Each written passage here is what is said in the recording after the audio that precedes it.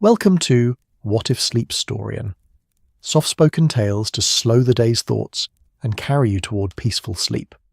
Before we begin, tell me where in the world you're listening from tonight, and, if you wish, what's on your mind. I read every note and love keeping quiet company across distances. If this brings you peace, a like and subscribe will help me make more nightbound stories, and if you'd like to support even further, you can buy me a coffee through the link in the description. Now, settle in, get comfortable, and breathe with me as we begin. The fog pressed itself against the windows of 221B Baker Street, like an old acquaintance who'd forgotten the courtesy of knocking. It was the particular sort of November fog that London wore with pride, thick as wool, damp as regret, and possessed of that curious ability to muffle the world until even the clatter of hansoms on the cobblestones below sounded like a memory rather than a present thing.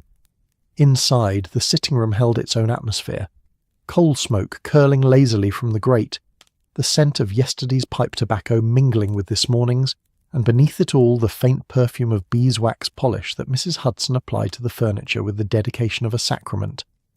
The clock on the mantelpiece, a temperamental brass affair that Holmes insisted kept better time than Big Ben, though Watson privately doubted this, marked 7:30 with a wheeze and a chime. Morning had arrived at Baker Street, though the fog made a liar of the hour, casting everything in that peculiar grey-gold dimness that belonged neither to night nor day but to some drowsy country in between. Mrs. Hudson's footsteps on the 17 stairs were as reliable as that clock, perhaps more so. 16 steps, a pause at the landing to catch her breath. She would never admit to needing it, but her knees remembered every one of her 63 years, and then the final step, accompanied by the soft rattle of the breakfast tray. This morning, however, something in that rattle sounded wrong.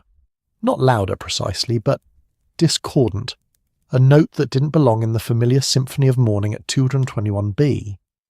She appeared in the doorway, her grey dress crisp despite the early hour, her white apron spotless in that way that spoke of a woman who'd waged war against London's soot for decades and refused to surrender.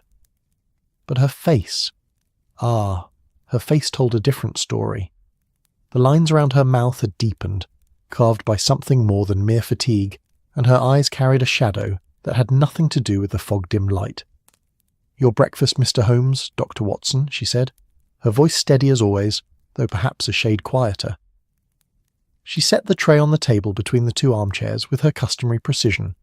Toast arranged just so, marmalade in its small crystal pot, butter in its dish, and the teapot, the brown Betty, that had served them faithfully for 3 years, sending up its gentle spiral of steam.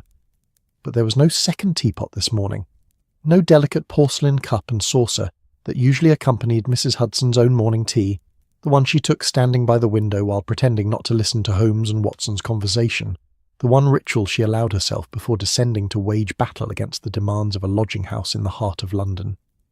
Holmes, who had been examining a monograph on tobacco ash, with the intensity most men reserve for love letters or racing forms, glanced up.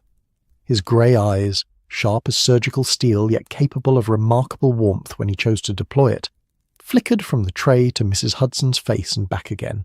The entire observation took perhaps 2 seconds, but Watson, who'd learned to read his friend's expressions like a second language, saw the detective's interest kindle like a match struck in darkness. "Mrs. Hudson," Holmes said, setting aside his monograph with deliberate care, "you've not brought your teacup." "No, sir." She smoothed her apron, a gesture Watson had observed over countless mornings, usually performed with absent-minded habit. This morning, her hands lingered on the fabric, worrying it slightly. "I'll take my tea downstairs today, if it's all the same." "It is not remotely the same," Holmes replied, his tone mild but persistent. "You've taken your morning tea at that window?" He gestured to the east-facing window where pale light struggled through the fog. "Every morning for the past 4 years, barring illness, holiday, and one memorable occasion involving a duchess and a missing tiara. You stand precisely there because the morning light, such as it is in London, falls most agreeably at that spot. You remain for exactly 8 minutes, which allows the tea to cool to your preferred temperature while you observe the street below. In winter, you watch the lamplighter make his rounds. In summer, the flower seller. You have never, in all that time, taken your morning tea downstairs." Mrs. Hudson's lips twitched in something that wasn't quite a smile. "You notice a great deal, Mr. Holmes." It is my profession to notice, Mrs. Hudson. It is also, if I may be so bold, my privilege." He leaned back in his chair, steepling his fingers beneath his chin. "What has happened to your teacup?" The question hung in the air between them, soft as the fog outside, but weighted with something more than mere curiosity. Watson watched Mrs. Hudson's face, saw the way her jaw tightened almost imperceptibly, the way her hands finally stilled on her apron. "It's cracked, sir," she said at last. "Nothing of consequence. These things happen." "These things do indeed happen," Holmes agreed. "China is fragile and the world is careless, but that particular teacup was not just any vessel. If I recall correctly, and I assure you I do, it was a gift. Wedgwood, late 1870s, hand-painted with forget-me-nots. Blue on cream. Rather fine work, actually. You've treated it with extraordinary care. I've never seen you use it for anyone but yourself. Never seen it anywhere but on your morning tray or in your quarters. One might even say you treasured it." Watson glanced at his friend with renewed appreciation. He himself had barely registered the teacup's existence beyond its function, yet Holmes had catalogued its provenance, its decoration, its significance. It was, Watson reflected, both remarkable and slightly unsettling, this capacity for observation, like living with a man who could read the morning paper through the back of your head. Mrs. Hudson stood very still. Outside, a hansom clattered past, its wheels muffled by the fog. Somewhere below, a door opened and closed. The city was waking, stretching, beginning its daily performance of ambition and commerce, and 1,000 small dramas. But here, in this room, time seemed to pause, waiting on the words of a landlady who'd suddenly become the most interesting mystery in London. "It was a gift, yes," she said finally, "from a gentleman I assisted some years ago. Before you came to Baker Street, Mr. Holmes. He was most grateful. And now it's cracked." Holmes's voice was gentle, almost diffident. "May I see it?" "Oh, I don't think—" "Mrs. Hudson." He rose from his chair with fluid grace, crossing to stand before her. He was not a particularly tall man, but he had a way of commanding space that had nothing to do with physical stature. "I investigate murders and thefts and treasons. I have crawled through sewers and climbed across rooftops, and once spent 3 days disguised as an Italian priest in pursuit of a forger. But I would be honoured, genuinely honoured, to investigate the case of your cracked teacup, if you'll permit me." Something shifted in Mrs. Hudson's expression. Watson saw it. That moment when defence crumbled into something softer, something almost like relief. She nodded once, briefly. "I'll fetch it, then." She left the room with her usual brisk efficiency, her footsteps descending the 17 stairs with practised rhythm. Holmes returned to his chair, but he did not pick up his monograph. Instead, he gazed into the fire, his long fingers drumming a thoughtless pattern on the arm of his chair. "You're really going to investigate a broken teacup?" Watson asked, reaching for the toast. "Surely, Holmes, even you must admit this is rather beneath your talents." "Is it?" Holmes turned those grey eyes on his friend, and Watson was startled by the intensity he found there. "A woman has cherished an object for more than a decade, Watson. She has cared for it with the devotion some reserve for relics or heirlooms, and now it's damaged, and she's distressed. Don't mistake her composure for indifference. The distress is there, written in every line of her bearing. Should I ignore that because the object is merely a teacup? Because the client is my landlady rather than a lord? Tell me, Doctor, where exactly is the line beneath which human feeling becomes unworthy of attention?" Watson felt appropriately chastened. "Point taken," he murmured, applying butter to his toast with somewhat more vigour than necessary. "You're quite right, of course."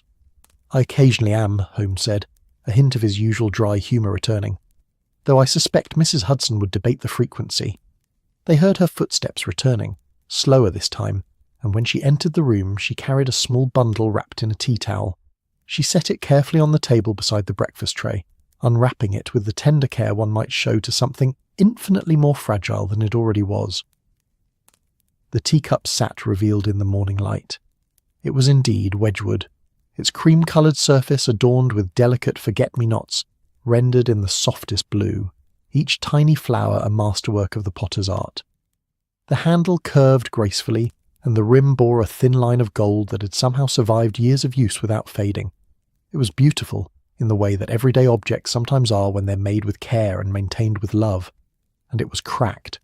A single fracture ran from the rim downward, perhaps an inch and a half, splitting one of the forget-me-not clusters in two.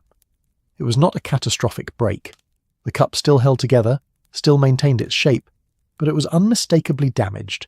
Beyond repair, most would say, certainly beyond use.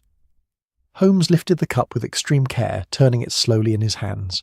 His eyes narrowed, and Watson recognised that particular expression. The detective was no longer entirely present in the room with them. Some part of his consciousness had travelled elsewhere, into that peculiar country of observation and deduction, where Holmes spent so much of his inner life. "Interesting," he murmured. "Very interesting indeed." "What is it?" Mrs. Hudson asked, and Watson heard the note of anxiety beneath her studied calm.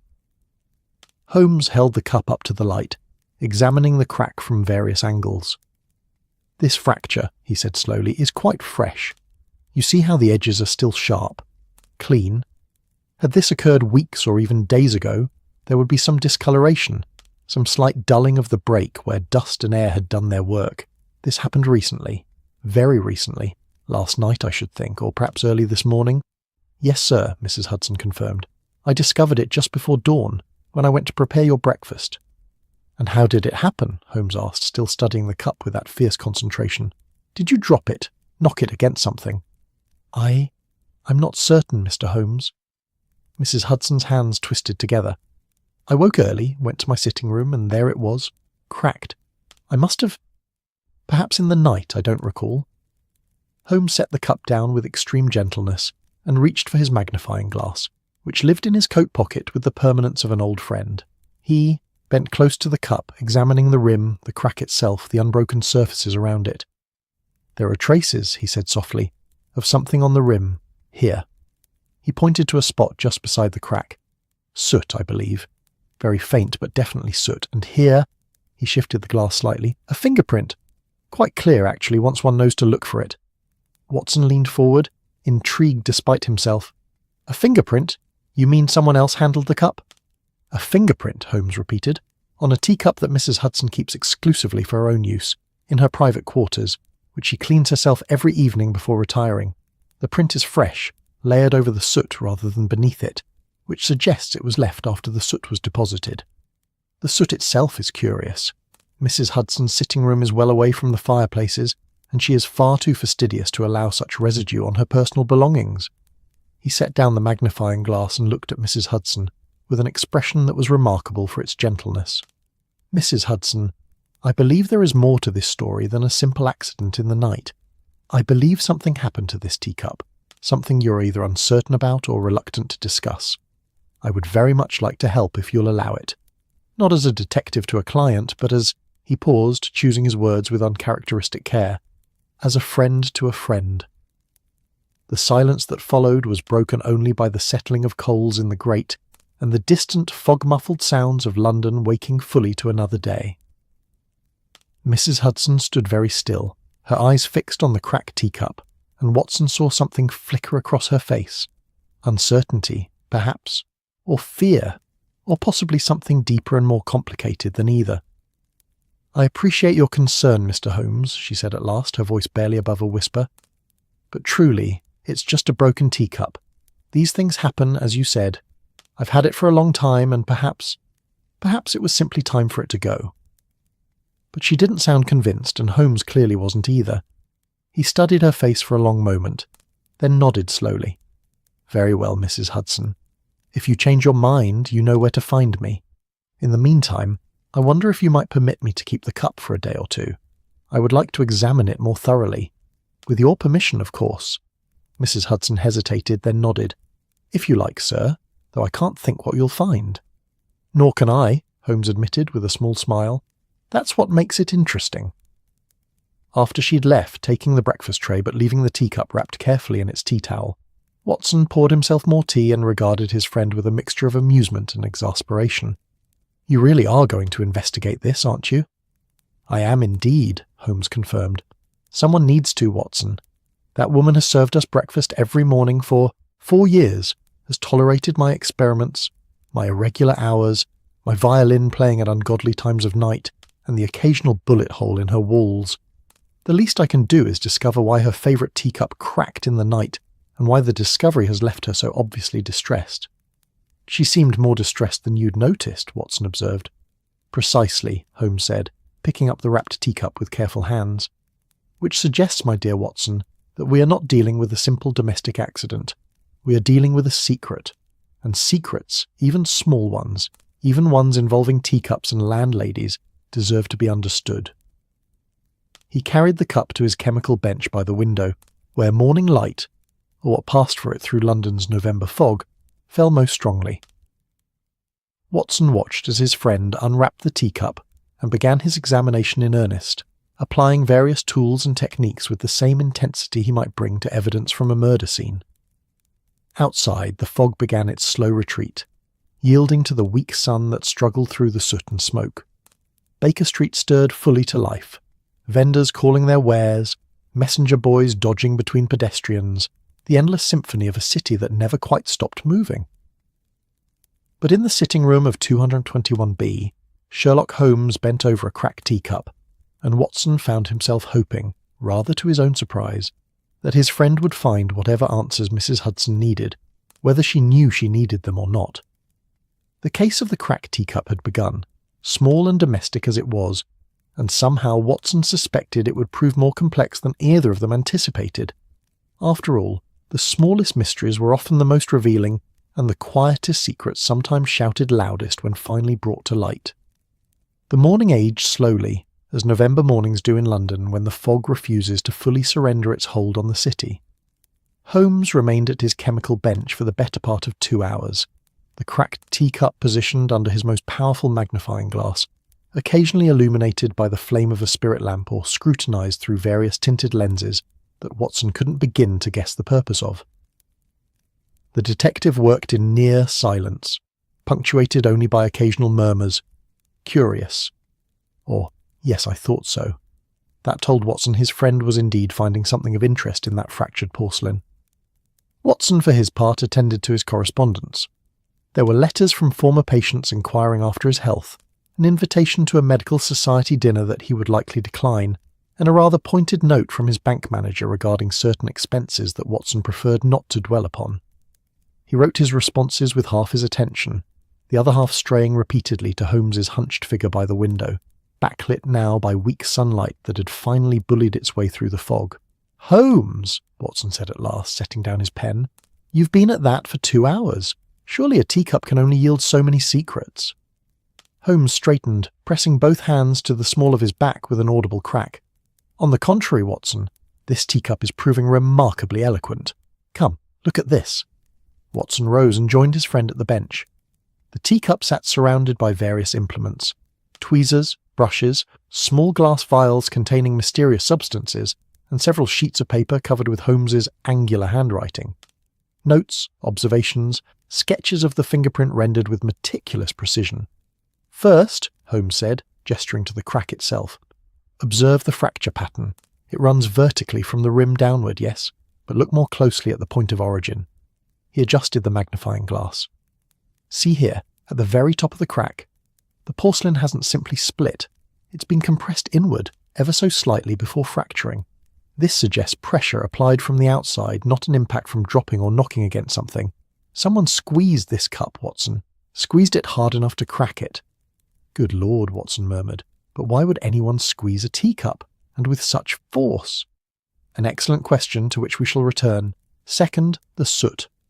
Holmes picked up one of the glass vials which contained a few dark specks. "I've scraped what I could from the rim. It's coal soot, as I suspected, but with traces of ash from oak wood. Not the sort of residue one finds in a well-maintained sitting room. It's chimney soot, Watson, the kind that accumulates when someone reaches up into a flue." Watson frowned. "You're suggesting Mrs. Hudson was—" "What? Climbing about in chimneys?" "I'm suggesting nothing yet. I'm observing. Third, and most intriguing, the fingerprint." Holmes indicated the rim of the cup, where Watson could now see under the magnification the distinct whorls and ridges of a thumbprint. "I've made several impressions of it using silver nitrate.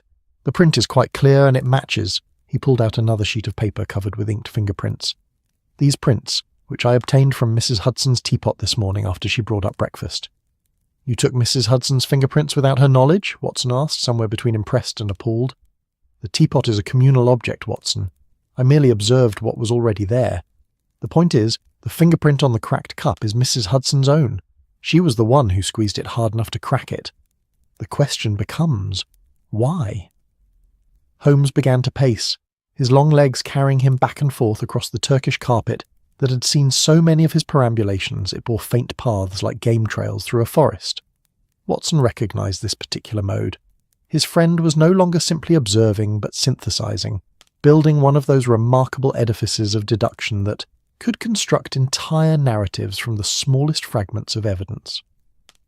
"Let us consider what we know," Holmes said, his voice taking on that lecturing quality that Watson had learned to appreciate, even enjoy. "Mrs. Hudson owns a teacup of considerable sentimental value, a gift from a grateful client some years ago, before my arrival at Baker Street, which places the event prior to 1881, at least 9 years past. She treasures this cup, uses it exclusively, and keeps it in her private quarters. Last night, or in the very early hours of this morning, she squeezed this cup with sufficient force to crack it. In doing so, she left a thumbprint layered over chimney soot that had somehow gotten onto the rim. She then wrapped the cup in a tea towel and this morning appeared without it, clearly distressed but attempting to conceal that distress. When questioned, she claimed not to remember how it broke, which is almost certainly a lie. One doesn't forget cracking one's most precious possession. She then accepted my offer to examine it, with what I read as relief mixed with anxiety. So she wanted you to investigate but didn't want to ask, Watson ventured. Perhaps. Or she feared what I might discover. Or both. Holmes stopped his pacing and stood before the fire, staring into the flames as if they might offer answers. "Watson, what sort of grateful client gives a landlady a Wedgwood teacup? A wealthy one, I suppose. Someone of means who wished to express genuine appreciation." "Precisely. But for what? Mrs. Hudson is a landlady, not a private investigator or a society hostess. What service might she have rendered that would inspire such a gift?" Watson considered this. In the years he'd lived at Baker Street, he'd come to understand that Mrs. Hudson was far more than she appeared. She was discreet, observant, and possessed of a quiet competence that extended well beyond managing a household. She'd assisted in several of Holmes's cases, always with perfect tact, never asking questions she shouldn't. But before Holmes's arrival, what had her life been? "Perhaps," Watson said slowly, "she helped someone in trouble, someone who came to her lodging house seeking more than just a room." Exactly my thought. Holmes turned from the fire, his eyes bright with the peculiar enthusiasm that animated him during a case. "London's lodging houses are curious places, Watson. They're public yet private, transient yet intimate. People pass through them at the most vulnerable moments of their lives, arriving in the city with nothing but hope, fleeing from circumstances they'd rather not name, hiding from debts or scandals or worse. A landlady sees everything, knows everything, and if she's wise, says nothing. But if she's also compassionate—" He trailed off meaningfully. "She might help someone who desperately needed it," Watson finished. "But Holmes, that was nearly a decade ago. Why would it matter now? Why would remembering it cause her to crack her teacup?" "Why indeed?" Holmes resumed his pacing. "Unless she wasn't simply remembering. Unless she was accessing something. Retrieving something. The chimney soot suggests she reached into a flue, and the force required to crack the cup suggests she was gripping it while doing something that required strength or caused fear. What if the teacup wasn't just a gift, Watson? What if it was also a hiding place?" Watson blinked. "A hiding place? But it's a teacup, Holmes. Where could one hide anything in a teacup?" "Inside it, obviously." Holmes strode back to the chemical bench and picked up the cup with careful hands. "Look at the size of it. Deep, with a wide bowl.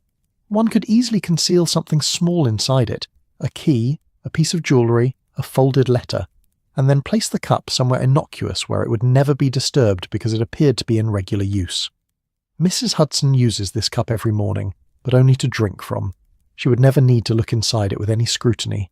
It would be, paradoxically, hidden in plain sight by virtue of constant visibility." "But if something was hidden inside," Watson said, following the logic, "and she needed to retrieve it last night, why would that crack the cup? Why not simply reach in and take whatever it was?"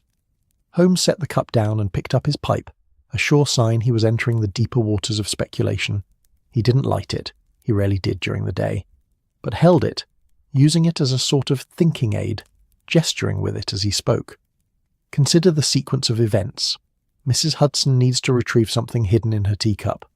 But whatever it is, it's not simply sitting inside the cup.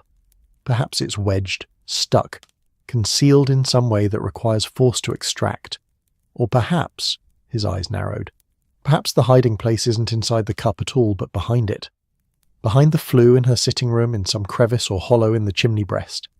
She reaches up into the flue, hence the chimney soot, while holding her teacup, perhaps needing both hands for the retrieval, but unwilling to put down her precious cup. In the effort of reaching, grasping, pulling, she squeezes the cup too hard. It cracks. That's rather elaborate, Holmes. Is it? Or is it simply human? She treasures the cup, Watson. Even in the midst of whatever urgent business required her to retrieve this hidden object, she couldn't bear to leave it sitting on a table. She held it close, and in doing so, accidentally destroyed it. Holmes's voice softened. There's something rather poignant in that, don't you think? Watson did think so, actually. He found himself constructing an image of Mrs. Hudson in the small hours before dawn, standing before her fireplace in her nightdress and shawl, reaching up into the dark throat of the chimney with one hand while the other clutched her beloved teacup. Needing something hidden there, needing it urgently enough to wake before dawn, but unable to set down the fragile reminder of some long-ago kindness. And then the crack, the small sound of porcelain giving way, and the immediate understanding that she'd broken something irreplaceable. What could be so important, Watson wondered aloud, that she'd need to retrieve it in the middle of the night after all these years?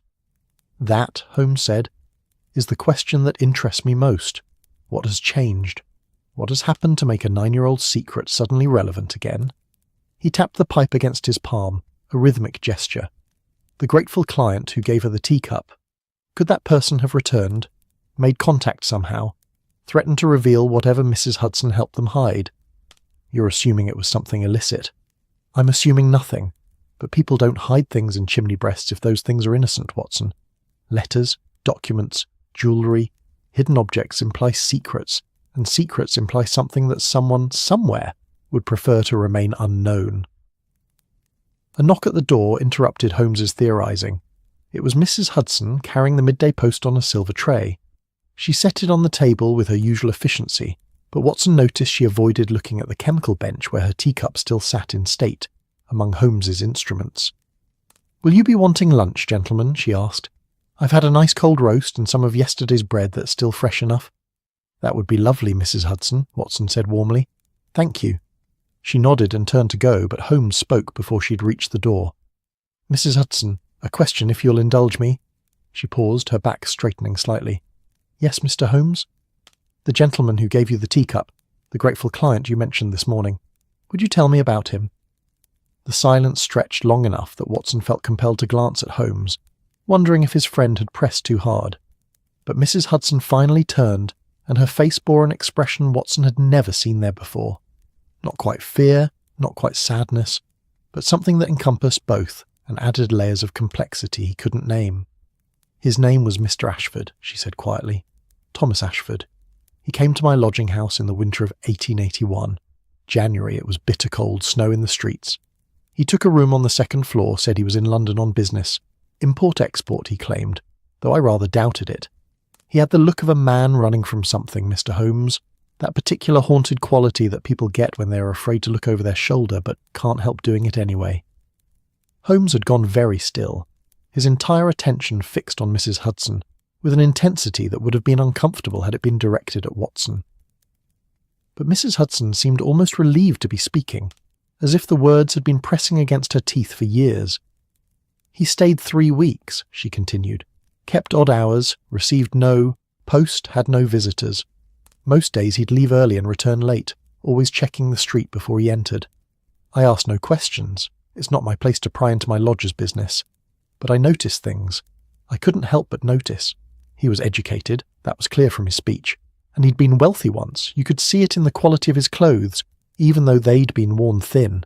A gentleman down on his luck, I thought, or a gentleman in trouble. And then?" Holmes prompted gently when she paused. "And then, one night, there was a commotion. Voices in the street, rough ones, asking after Mr. Ashford. I went to his room to warn him, and I found him packing his few belongings in a terrible hurry. He was terrified, Mr. Holmes, shaking like a leaf. He begged me to tell anyone who asked that he'd left days before, taken a ship to America. He pressed money into my hand, more than he owed for the room, and this." She gestured toward the chemical bench. "The teacup.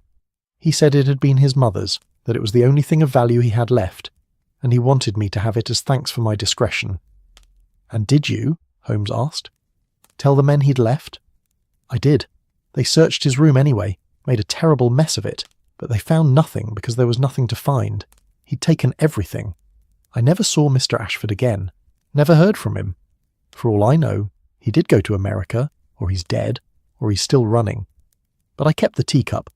I thought of it as a reminder that sometimes the best thing you can do for someone is to know when to lie convincingly." Watson felt a surge of admiration for their landlady. She'd harboured a fugitive, for clearly that's what Mr. Ashford had been, and done it without hesitation, at considerable risk to herself. Victorian society could be harsh on those who aided criminals, even inadvertently. Holmes, however, was frowning. "Mrs. Hudson, you said Mr. Ashford gave you the teacup that night when he fled, but earlier you said the gift was from a grateful client. That suggests a completed service, not a desperate gift from a fleeing man. Which is the truth?" Mrs. Hudson's hands twisted in her apron, that telltale gesture of distress. I may have simplified the story, Mr. Holmes. The truth is somewhat more complicated." "The truth usually is," Holmes said, not unkindly. "But I would very much like to hear it. All of it, if you're willing." She looked at him for a long moment, and Watson saw something pass between them. Not quite understanding, but perhaps the beginning of it. Finally she nodded. "The teacup wasn't Mr. Ashford's mother's at all," she said. "He bought it the next day, had it delivered to me by messenger, along with a note thanking me for my help, and something else." She paused, and when she spoke again, her voice was barely above a whisper. "A ruby, Mr. Holmes. A ruby the size of my thumbnail, wrapped in tissue paper. Payment," he wrote, "for my discretion and my courage. He said to keep it safe, never to sell it or show it to anyone because it was hot. That was his word, hot, and dangerous to whoever possessed it. He said if I was ever in need, truly desperate, I could risk selling it, but not before, not unless I had no other choice." The words fell into the quiet room like stones into deep water, rippling outward in implications. Watson found himself gripping the arm of his chair, his mind racing through the possibilities. A stolen ruby. That's what this was about. Mrs. Hudson had been harbouring not just a fugitive but stolen goods for nearly a decade. Holmes remarkably smiled. It was a small smile touched with something like respect. "And you hid it in the chimney behind your fireplace, wrapped it, placed it in some crevice in the brickwork, and then went on with your life, never touching it, never speaking of it, until last night, when something happened that made you need to check on it, to make sure it was still there." Mrs. Hudson nodded, her eyes bright with unshed tears. "I've never told anyone, Mr. Holmes. Not in all these years. I thought the secret had died with Mr. Ashford, wherever he was. But yesterday morning I received a letter. No return address, postmarked from Whitechapel. Inside was a single sentence. 'I know about the ruby.'" The afternoon light, which had been growing stronger as the fog finally surrendered to the November sun, seemed suddenly dimmer. Watson felt the atmosphere in the room shift, felt the case, if it could be called that, transform from a gentle domestic mystery into something altogether more serious. "Someone knows," Mrs. Hudson continued, her voice trembling slightly. "Someone knows what I did, what I've kept hidden all these years. And last night, I couldn't sleep. I kept thinking about the ruby, about whether it was safe, whether I should move it or destroy it, or... I don't know what I thought. I went to my sitting room before dawn, and I checked. I had to reach far back into the chimney, and I was holding my teacup because," she laughed, a sound without humour, "because I'm a foolish old woman who finds comfort in porcelain." "You're nothing of the sort," Holmes said firmly.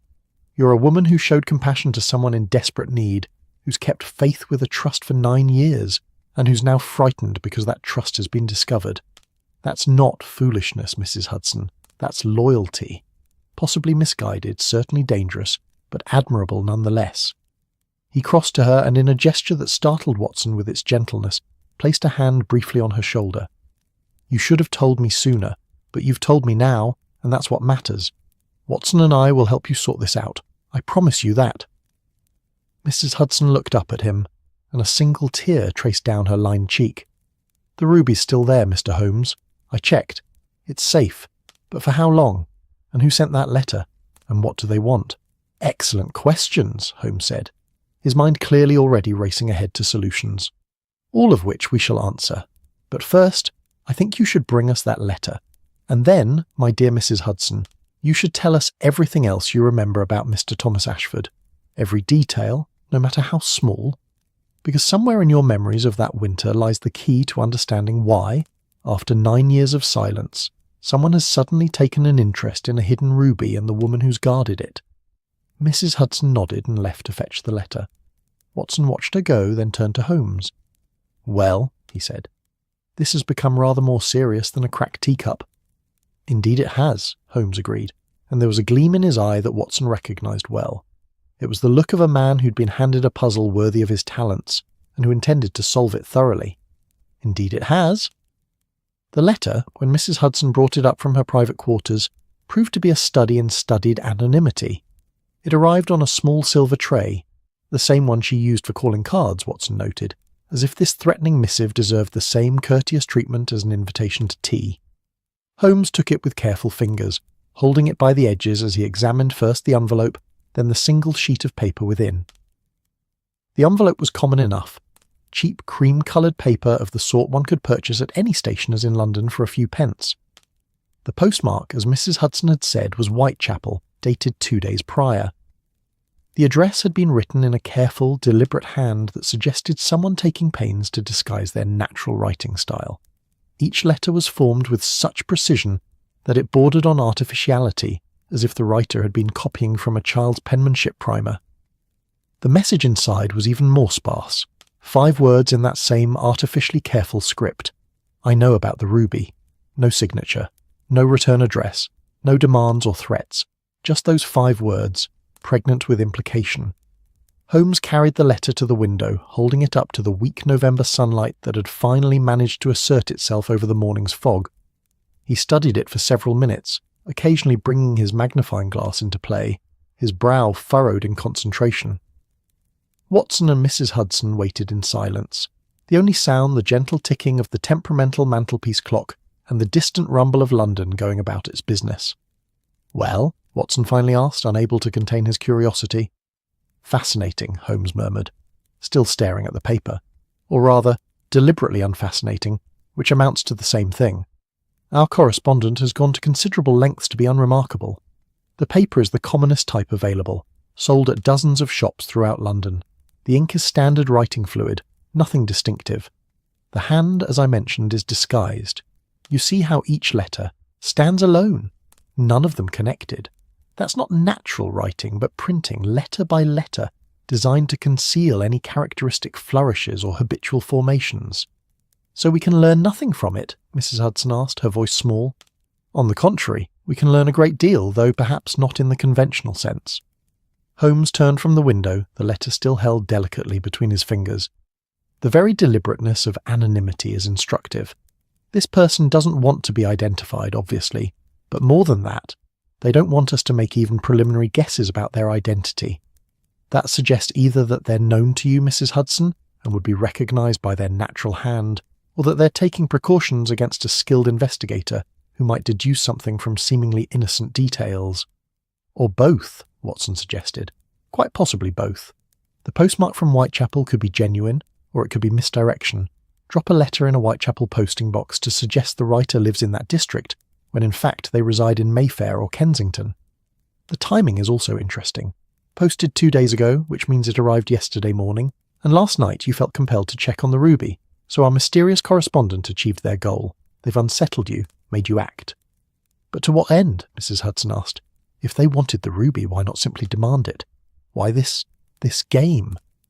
Holmes set the letter down on the table and began to pace, that restless energy animating him again. An excellent question. Let us consider the possibilities. First, they might be testing you, confirming that the ruby still exists and that you still have access to it.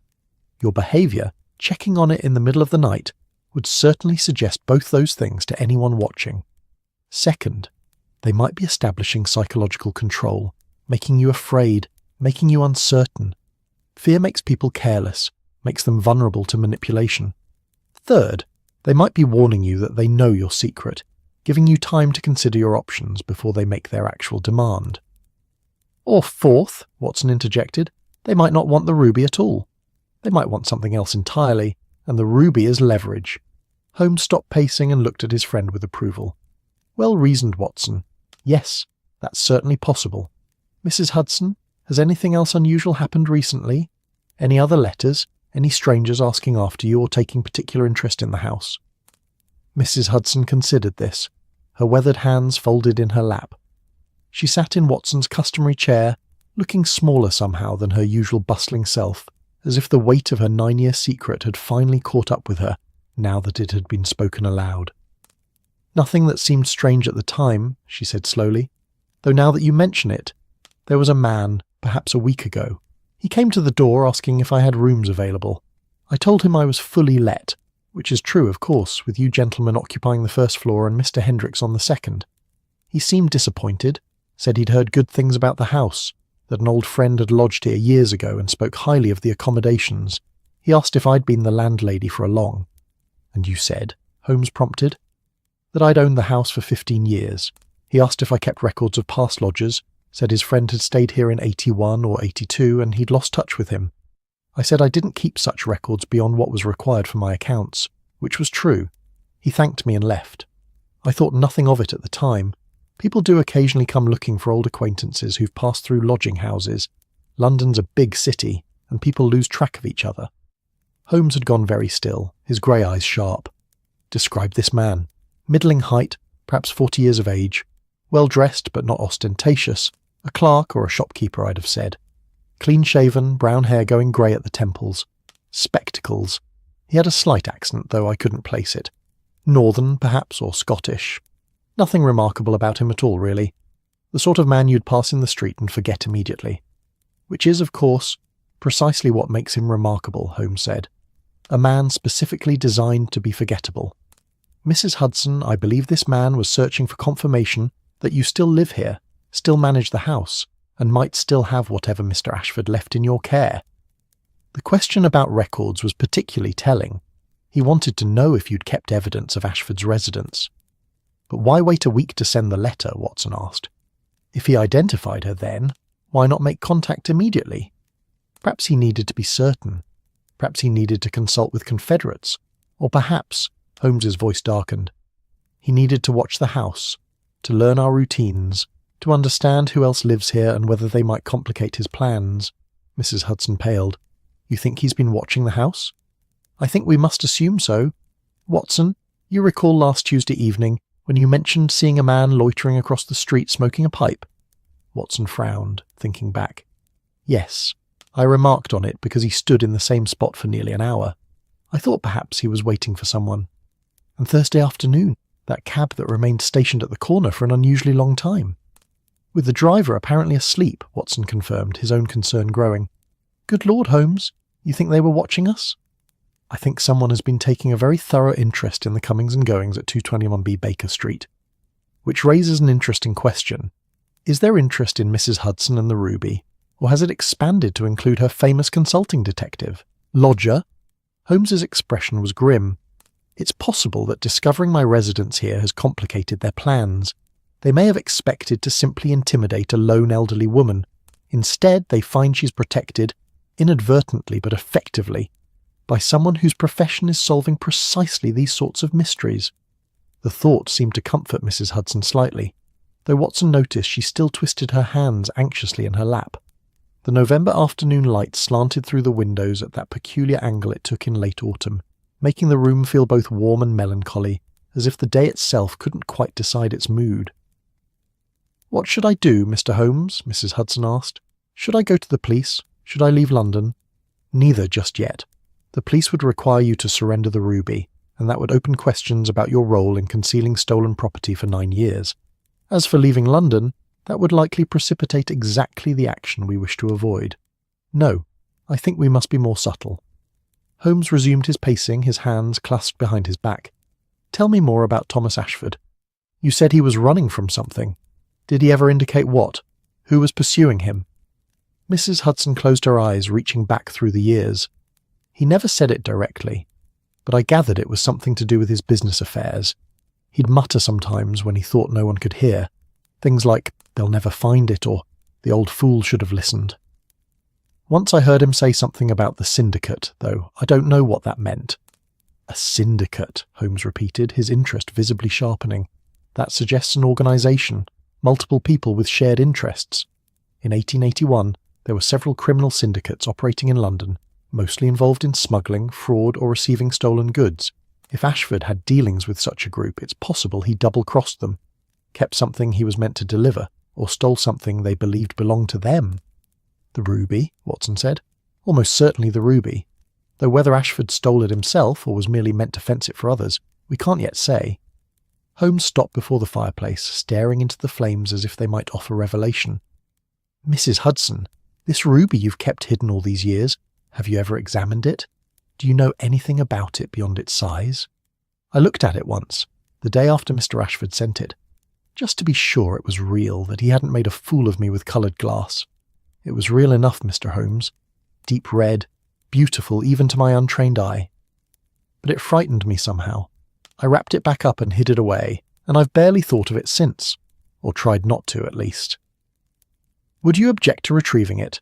I would very much like to examine it. Precious stones can sometimes be traced, especially if they're notable enough to have criminal history attached to them." Mrs. Hudson hesitated, then nodded. "I'll fetch it, sir, though it means going up the chimney again, and I'm not as limber as I once was." "Allow me to assist," Holmes said immediately. "If you'll direct me to the hiding place, I can retrieve it myself. You've guarded this secret long enough, Mrs. Hudson. It's time to let someone else carry the burden." The gratitude in her expression was profound. "That's kind of you, Mr. Holmes. Very kind." They descended the stairs together, leaving Watson to mind the sitting room. He stood at the window, looking down at Baker Street, watching the endless parade of humanity that flowed past. A flower girl with her basket of wilting chrysanthemums. A gentleman with a rolled umbrella despite the absence of rain. Two young boys chasing each other, their laughter rising above the rumble of cartwheels. An ordinary November afternoon in London, the city indifferent to the small drama unfolding in one of its countless lodging-houses.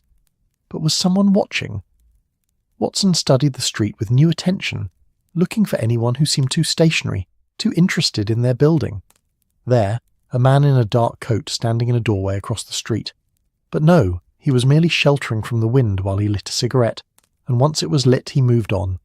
A cab at the corner, but the driver was actively soliciting fares, not watching their windows.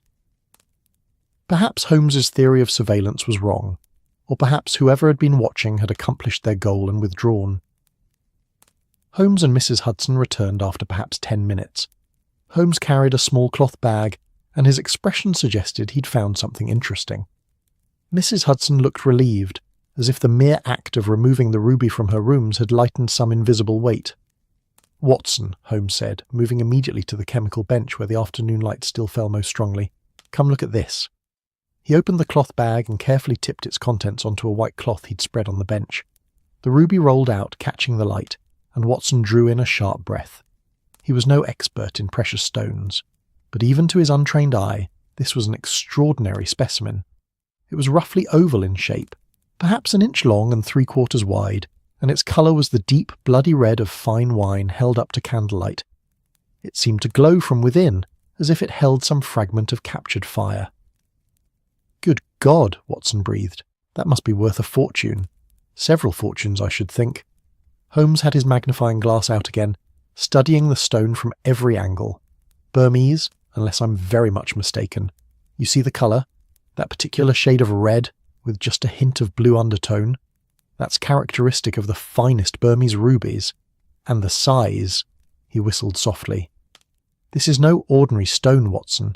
This is the sort of gem that would have a name, a history, the sort that appears in jewellers' catalogues and auction records."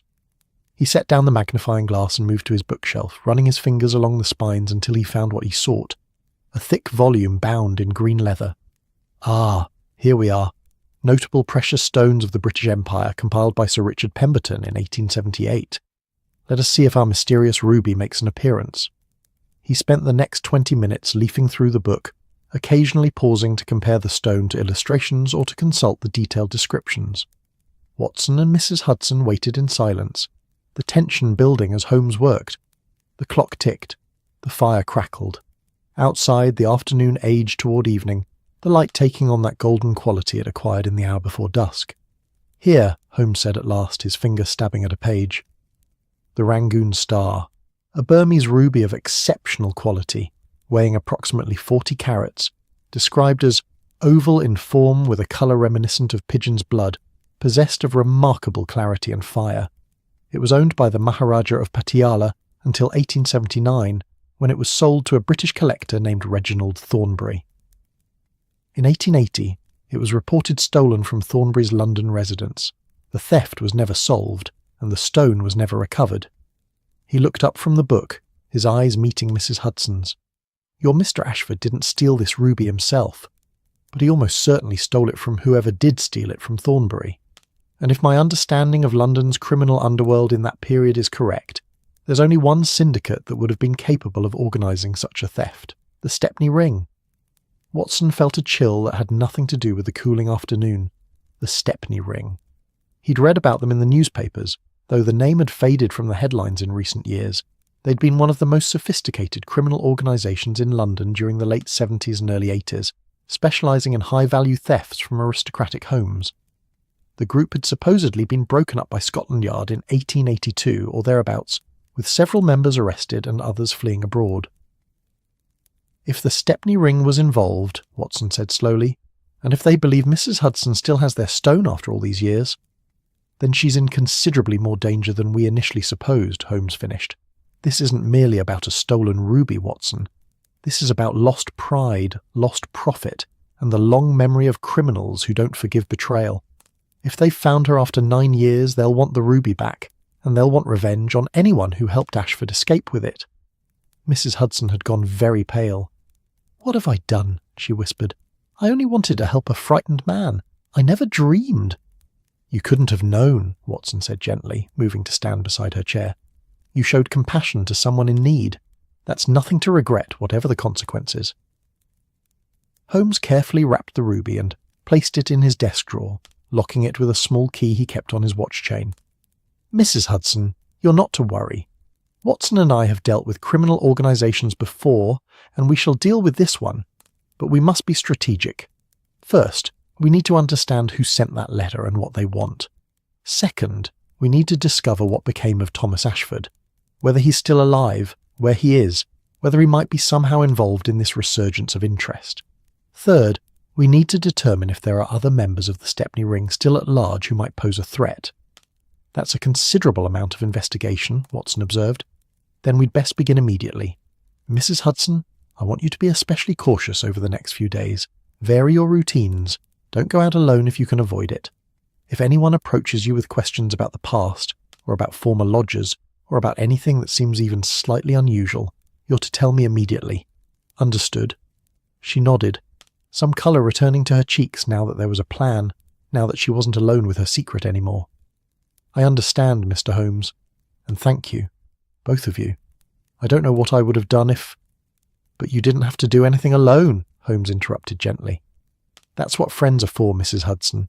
Even when those friends happen to be your lodgers, and one of them occasionally shoots holes in your walls." She managed a small smile at that. "Those bullet holes have given me more grief than any ruby, Mr. Holmes, I promise you." After she'd left to begin preparing dinner, the routines of life continuing despite mysteries and threats, Watson poured himself a brandy and sat down heavily in his chair. "Holmes," he said, "do you really think we can protect her? If the Stepney Ring is truly involved, if they've been searching for this ruby for 9 years—" "Then they're desperate," Holmes finished, "and desperate men make mistakes. That letter was a mistake, Watson. It revealed their knowledge too early, giving Mrs. Hudson time to seek help. A more sophisticated approach would have been to simply break into her rooms while she was out, search them thoroughly, and take the ruby without her ever knowing it was gone. The fact that they sent a threatening letter instead suggests either overconfidence or uncertainty. They're not sure she still has it, or they're not sure they can simply take it. That uncertainty is to our advantage." "Or," Watson said darkly, They wanted her to panic, wanted her to do exactly what she did, check on the ruby, confirm its location. Perhaps they were watching last night. Perhaps they know exactly where it is now. Holmes considered this, then shook his head. If they'd been watching that closely, they'd have seen her retrieve it today and would have acted by now. No, I think they're still gathering information, still planning their move, which gives us time. Not much time perhaps, but enough. He stood and moved to the window, looking down at the darkening street. The gas lamps were being lit, small pools of yellow light blooming in the gathering dusk. London was settling into its evening rhythms. Shops closing, theatres opening, the day's workers heading homeward while the night's workers headed out. Tomorrow, Holmes said, still gazing at the street, I'll make inquiries. Scotland Yard will have records of the Stepney Ring arrests. I'll need to know who was caught, who escaped, and who might still harbour ambitions toward recovering the Rangoon Star. I'll also send telegrams to my contacts in the criminal underworld. Yes, Watson, I have such contacts, and they're remarkably useful. Someone must know something about renewed interest in a 9-year-old theft. And what should I do? Watson asked. Holmes turned from the window, and in the dim light his face looked sharper, more hawk-like. You, my dear Watson, should keep your service revolver close to hand and your eyes on our street. If we're being watched, I want to know by whom, and if anyone makes a move toward Mrs. Hudson, I want them to discover that this lodging-house is rather more formidable than it appears. Watson nodded, feeling that familiar mixture of apprehension and excitement that always accompanied Holmes's cases. Though this time the excitement was tempered by genuine concern for their landlady, for the woman who'd shown them nothing but kindness and competence for 4 years, who deserved better than to have her past kindness return as present danger.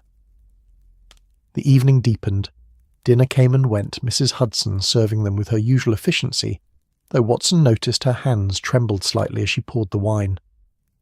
After she'd cleared the dishes, Holmes spent 2 hours composing telegrams and letters, his pen scratching across paper with urgent precision.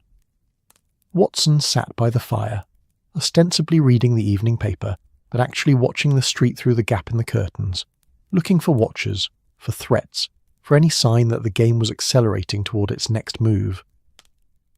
But the street remained quiet, ordinary, innocent.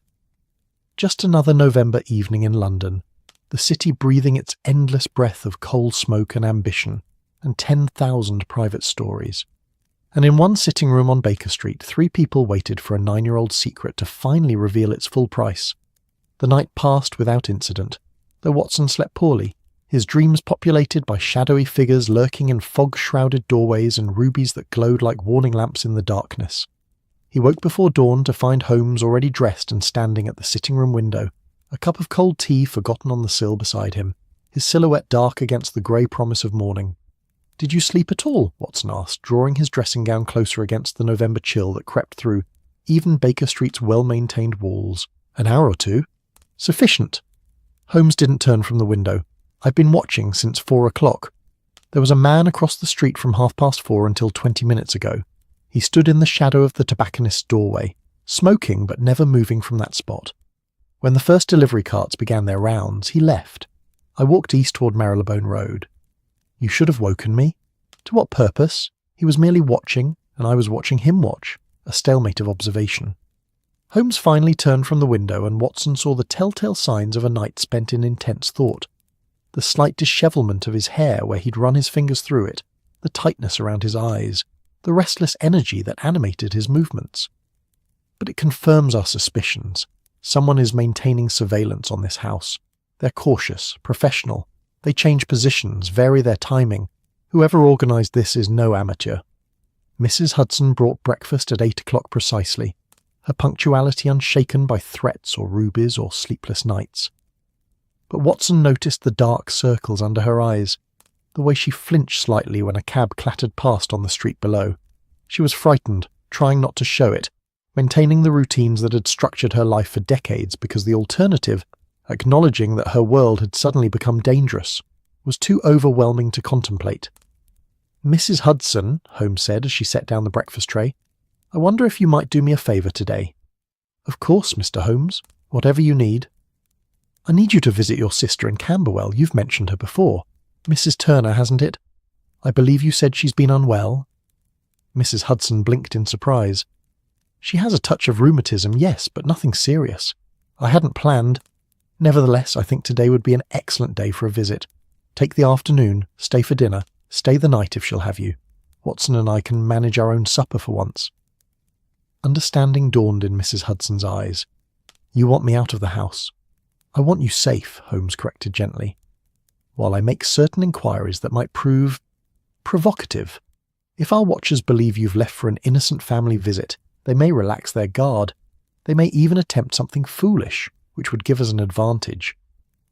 "You're using me as bait," Mrs. Hudson said, but there was no accusation in her tone, only a sort of resigned comprehension. "I'm removing you from immediate danger while simultaneously creating an opportunity to draw our mysterious correspondents into revealing themselves. Not quite bait, more like strategic repositioning." Holmes smiled slightly.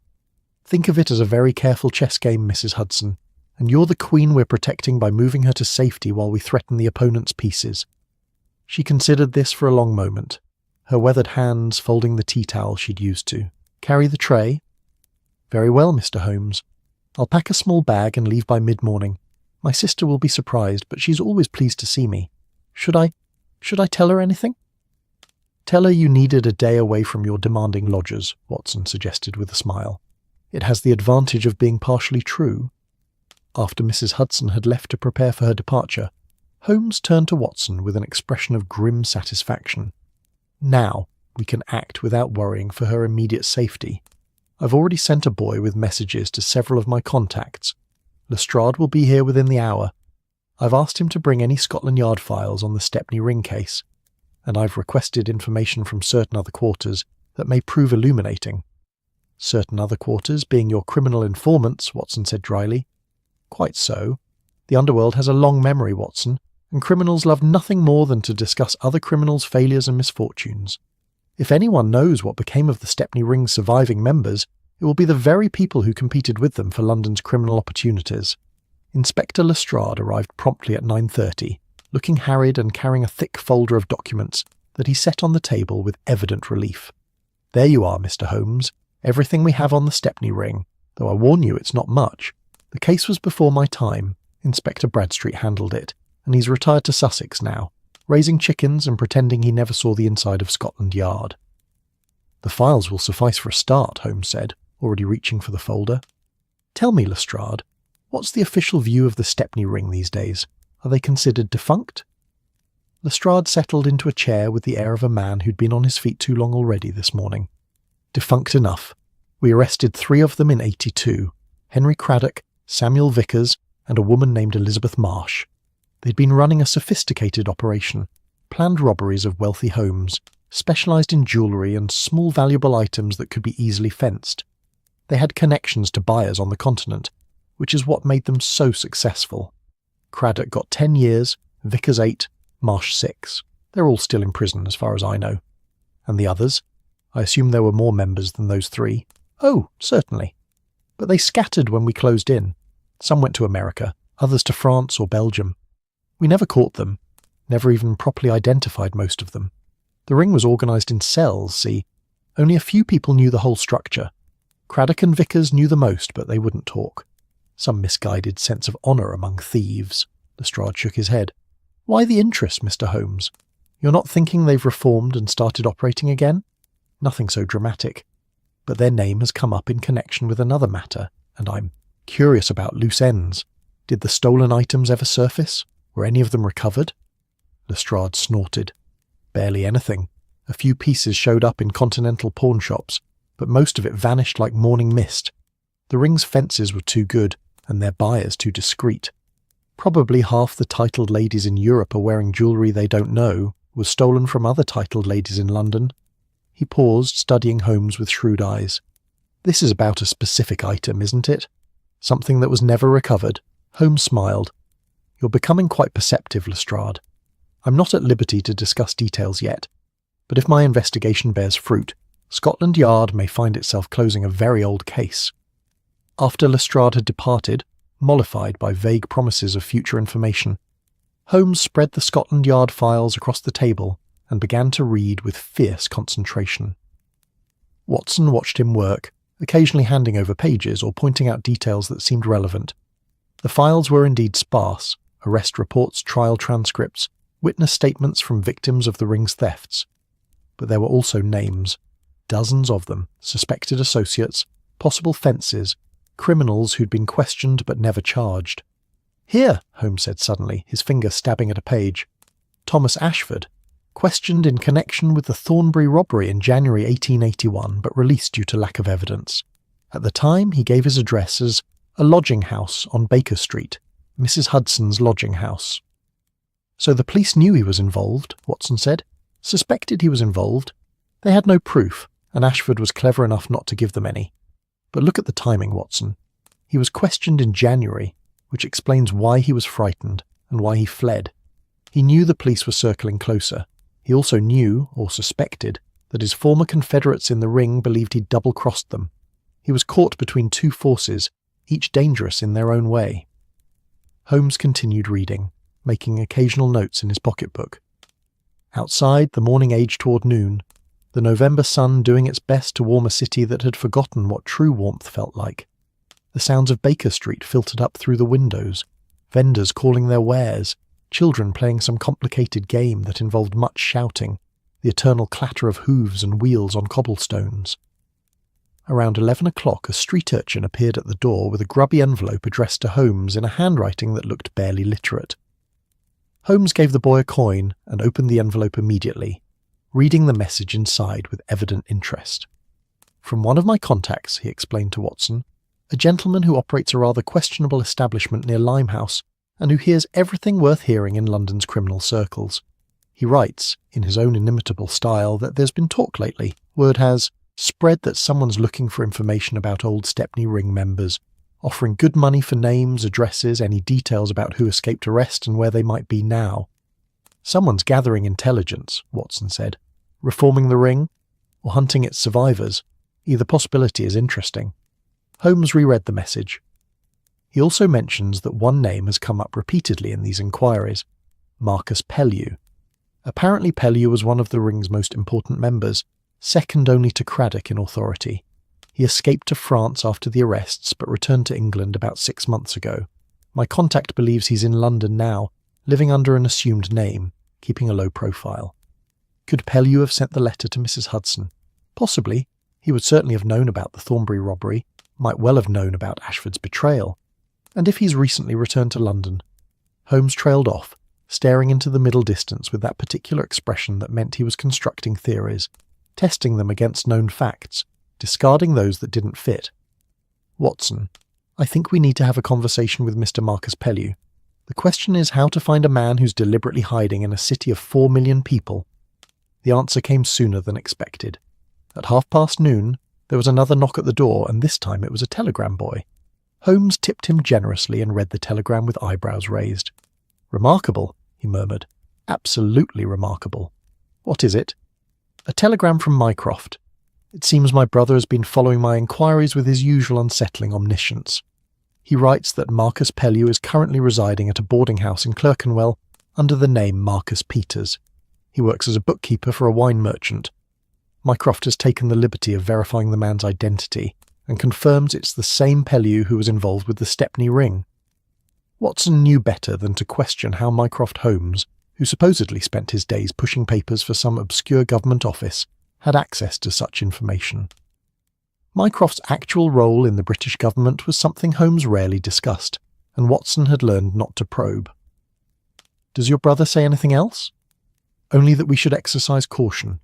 Pellew is considered dangerous, and Mycroft suggests we inform Scotland Yard before making any approach." Holmes's smile was wolfish. "Which is excellent advice that I intend to partially ignore. I think we should visit Mr. Pellew this afternoon, Watson. A friendly conversation, nothing official. If he knows about Mrs. Hudson and Ruby, we need to understand his intentions, and if he doesn't," Holmes shrugged, "then we've eliminated a suspect and can focus our attention elsewhere. And if he proves hostile," Watson patted his jacket pocket, where his service revolver rested in its comfortable, familiar weight, "then we'll be prepared." They took a hansom to Clerkenwell, riding through streets that grew progressively narrower and dingier as they left the respectable environs of Baker Street behind. Clerkenwell was a curious district, neither quite slum nor quite respectable. a place where failed gentility mingled with aspiring poverty, where one might find a skilled craftsman living next door to a pickpocket, a scholarly clerk sharing a landing with a woman of questionable virtue. The boarding house where Marcus Pellew, or Peters, resided was a narrow brick building on a narrow brick street, indistinguishable from a dozen other narrow brick buildings that pressed against it like books on an overcrowded shelf. The front door was painted a green that had faded to the colour of old moss, and the windows were clean but covered with thin curtains that blocked any view of the interior. Holmes knocked firmly, and after a long moment the door was opened by a thin woman with suspicious eyes and grey hair scraped back into a bun so tight it seemed to stretch her face. "Yes," she said, in a tone that suggested visitors were neither expected nor particularly welcome. "Good afternoon, madam. I'm looking for Mr. Marcus Peters. I understand he lodges here." He might. Who's asking? Holmes produced a card, not his usual card, but one of several false ones he kept for such occasions. "Mr. Sheridan, from Willoughby and Sons. We're conducting an audit of our clients' accounts, and Mr. Peters handles the books for one of our wine merchants. Purely routine, I assure you." The woman studied the card with the air of one who couldn't read it, but wasn't about to admit as much. "He's not here. Works during the day, doesn't he? Come back around 6 of an evening." "I see. Well, we'll return then. Thank you for your time." They retreated to a coffee house across the street, settling into a corner table from which they could observe the boarding house's entrance. Watson ordered coffee that tasted of chicory and regret, while Holmes ordered nothing but sat with the stillness of a cat watching a mouse hole. "Now we wait," Holmes said softly, "and when Mr. Pellew returns, we'll see what sort of man we're dealing with, whether he's a reformed criminal trying to live quietly, or whether he's the one who's been sending threatening letters to elderly landladies. And if he is," Holmes's expression was cold, harder than Watson usually saw it, "then Mr. Pellew and I will have a very frank conversation about the wisdom of threatening people under my protection. I may not be able to prevent all of London's crimes, Watson, but I can certainly prevent crimes against the people I care about. Mrs. Hudson has been nothing but kind to us for 4 years. I'll not see that kindness repaid with fear." They settled in to wait as the afternoon slowly darkened toward evening, as Clerkenwell prepared for the transition from day's honest labour to night's more questionable enterprises. And in a boarding house across the street, a man who'd once been part of London's most sophisticated criminal organisation would soon return home, unaware that his past was waiting to greet him with questions he might not want to answer. The game, as Holmes liked to say, was afoot, and Watson found himself hoping that Marcus Pellew was innocent of threatening Mrs. Hudson, because if he wasn't, the evening promised to become very interesting indeed. The wait stretched into hours, time marked by the slow procession of humanity along Clerkenwell Street and the gradual cooling of Watson's coffee until it became undrinkable even by his tolerant standards. Holmes sat motionless save for his eyes, which tracked every person who approached the boarding house with the attention of a naturalist observing specimens in their native habitat. A charwoman with her bucket and brushes, a young man with the ink-stained fingers of a clerk, 2 women who walked together, their conversation animated by gossip or complaint. None of them were Marcus Pellew. The November afternoon faded toward evening with that peculiar rapidity of late autumn, when the sun seemed to simply give up its efforts around 4 o'clock and surrender the world to dusk. The gas lamps were lit, casting their yellow glow across wet cobblestones. It had begun to rain while they waited, a thin, persistent drizzle that made the street shimmer and turned every window into a blurred square of light. At 20 minutes past 6, a man approached the boarding house from the east, walking at the measured pace of someone who'd done this same walk 1,000 times before. He was of medium height and medium build, dressed in a dark coat that had seen better days but was still respectable, with a soft hat pulled low against the rain. He carried a worn leather satchel under one arm, the sort a bookkeeper might use to transport ledgers and accounts. Nothing about him suggested danger or criminal history. He looked, Watson thought, like precisely the sort of man one would pass in the street without a second glance, which was, of course, exactly what made him interesting. "That's him," Holmes murmured, already rising from his seat. "Come, Watson. But let's give him a moment to settle in before we knock. A man just home from work is more likely to be receptive than a man caught on his doorstep." They crossed the street through the rain, Watson turning up his collar against the damp. The boarding house entrance smelled of boiled cabbage and coal smoke, that universal scent of London's middling accommodations. Holmes examined the names listed beside the bell pulls in the dim entrance hall. No mark as Peters, but there was an M. Peters on the second floor, back room. "Shall we?" Holmes said, already mounting the narrow stairs. The second-floor hallway was dimly lit by a single gas jet that hissed and flickered, casting dancing shadows on walls papered in a pattern that might once have been cheerful, but now looked merely faded and sad. Holmes knocked firmly, on the door marked 2B, and after a moment they heard footsteps approach. The door opened to reveal the man they'd seen enter moments before, now without his hat and coat, revealing thinning brown hair and a face that might have been handsome once but had been worn down by time and circumstance into something merely ordinary. His eyes were sharp and wary, the eyes of a man who'd learned not to trust unexpected visitors. "Mr. Peters?" Holmes said pleasantly. "My name is Sherlock Holmes, and this is my colleague Dr. Watson. I wonder if we might have a few moments of your time." The change in the man's expression was subtle but unmistakable. The wariness sharpened into something harder, more calculating. "Sherlock Holmes?" he repeated, his voice carrying the faint accent of education diluted by years of deliberate obscurity. "The detective. I can't imagine what business you'd have with a bookkeeper." "Can't you? I think perhaps you can, Mr. Pellew. Or do you prefer Peters? I understand the desire for a fresh start, but one's past has a way of finding one regardless of the name one chooses." For a long moment, Pellew stood frozen in his doorway and Watson tensed, his hand moving instinctively toward his pocket where his revolver rested. But then something in Pellew's expression shifted. Not quite resignation, but a sort of tired acceptance, as if he'd been expecting this conversation for a long time and was almost relieved it had finally arrived. "You'd better come in," he said quietly, stepping back to allow them entry.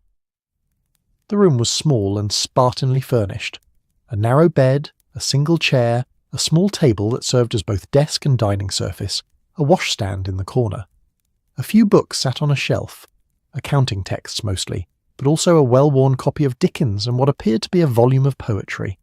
The room was scrupulously clean and desperately impersonal, the dwelling of a man who'd learned not to accumulate possessions or memories. Pellew gestured for them to sit. Holmes took the chair, Watson perched on the edge of the bed, while he remained standing, his back to the small window that looked out on a brick wall perhaps 3 feet distant. In the gaslight, his face looked older than Watson had initially judged, the lines around his eyes and mouth carved deep by something more than mere age. "How did you find me?" Pellew asked. "I've been careful, very careful." "My brother has certain resources," Holmes said vaguely. "But you're right. You have been careful. If I weren't actively looking for you, I likely never would have found you. Living quietly, working honestly, staying out of trouble. An admirable reformation, Mr. Pellew, if that's what it is." "It is," Pellew said, and there was something almost defiant in his tone. "I paid my debt to society by leaving it behind. France was enlightening. It gave me perspective on the choices I'd made, the life I'd lived. When I returned to England 6 months ago, it was with the intention of starting over, becoming the sort of man my mother thought I'd be before I—" He trailed off, shaking his head. "But you're not here to discuss my spiritual redemption, Mr. Holmes. What do you want?" "Information," Holmes said simply. "About the Stepney ring, about a ruby called the Rangoon Star, and about a man named Thomas Ashford." The effect of these words on Pellew was remarkable. What little colour he'd had drained from his face, and he gripped the windowsill behind him as if needing its support. "God," he whispered. "The Rangoon Star. I haven't heard that name in years. I'd hoped never to hear it again. But you knew of it. Knew it? Mr. Holmes, that ruby was the beginning of the end for the Stepney ring. It was supposed to be our greatest triumph, the theft of the decade, maybe the century. Reginald Thornbury's collection was legendary, and the Rangoon Star was its crown jewel. We planned that robbery for months, every detail perfect, and the theft itself went flawlessly. Craddock was brilliant that night, absolutely brilliant." Pellew began to pace, the words coming faster now, as if a dam had broken and years of suppressed memories were flooding out. "But then Ashford. God damn Thomas Ashford. He was supposed to deliver the ruby to our buyer in Amsterdam. Instead, he vanished. Just disappeared into London like smoke. We searched for him. Of course we did. Craddock was furious and wanted blood. But Ashford had gone to ground somewhere we couldn't find him, and within weeks Scotland Yard was closing in. Someone had talked. Not Ashford. We never believed he'd go to the police, but someone else in our organisation. Everything fell apart. "And you fled to France," Holmes prompted. "I fled to my life, Mr. Holmes. Craddock and the others were arrested, and I knew it was only a matter of time before the police came for me too. So yes, I ran. I'm not proud of it, but neither do I regret it. Prison would have destroyed me.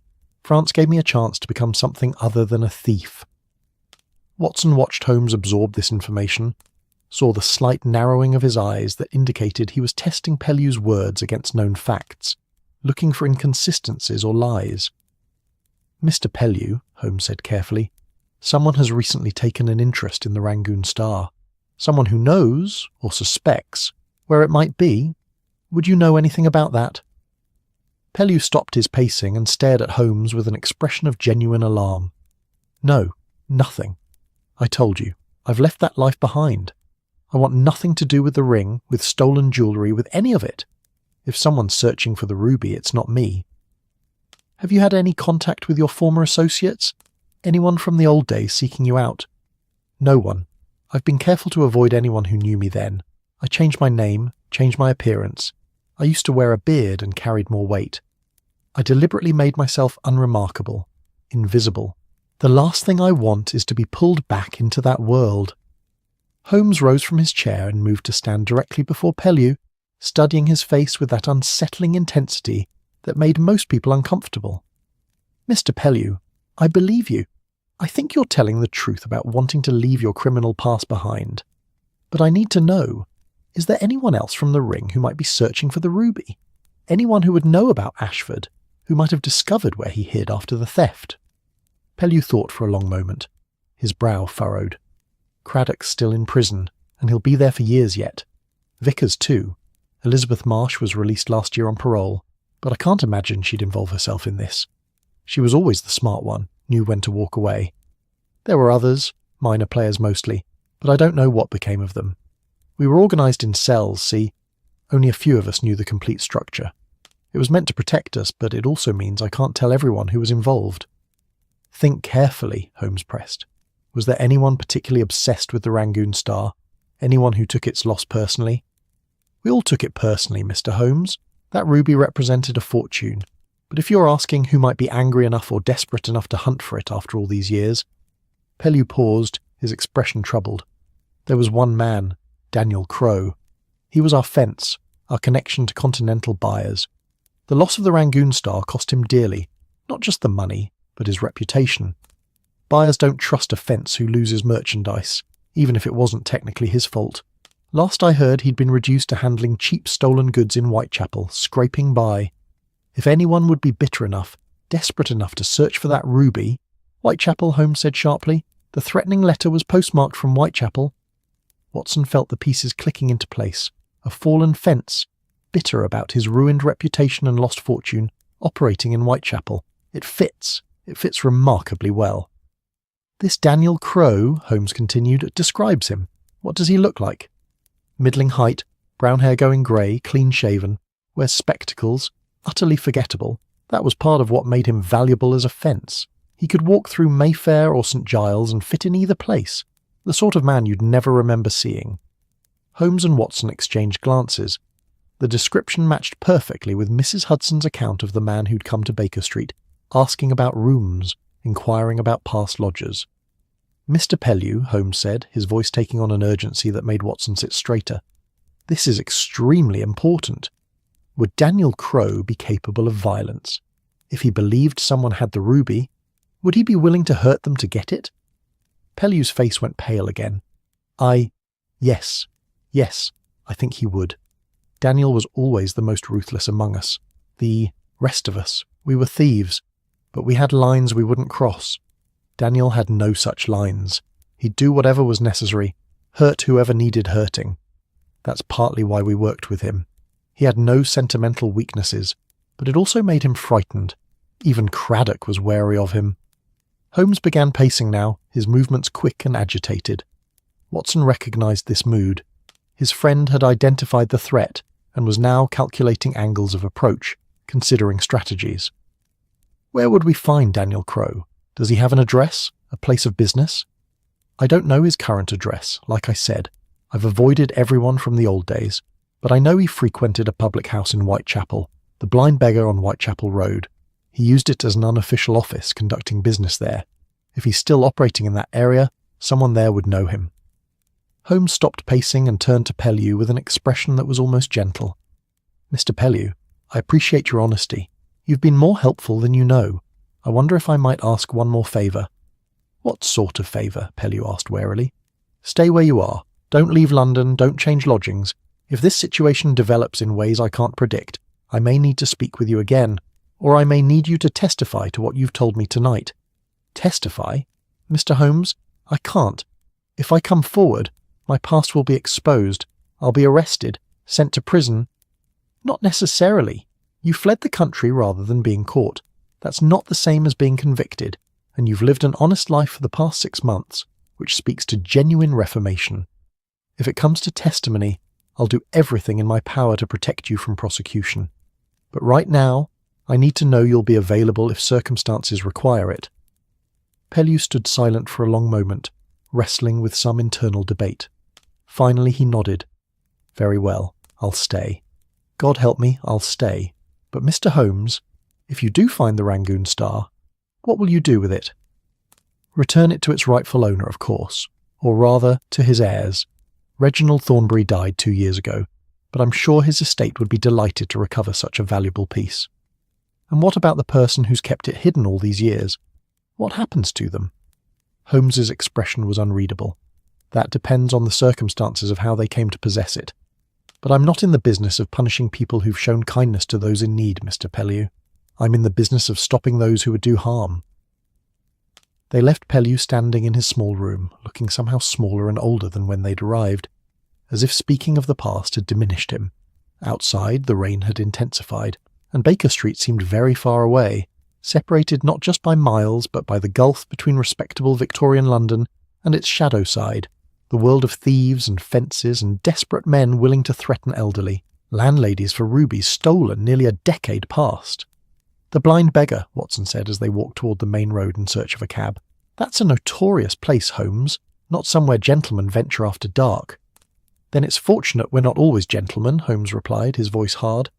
And it's fortunate you brought your revolver, because I think it's time we had a conversation with Mr. Daniel Crowe, and I suspect it won't be nearly as cordial as our chat with Mr. Pellew.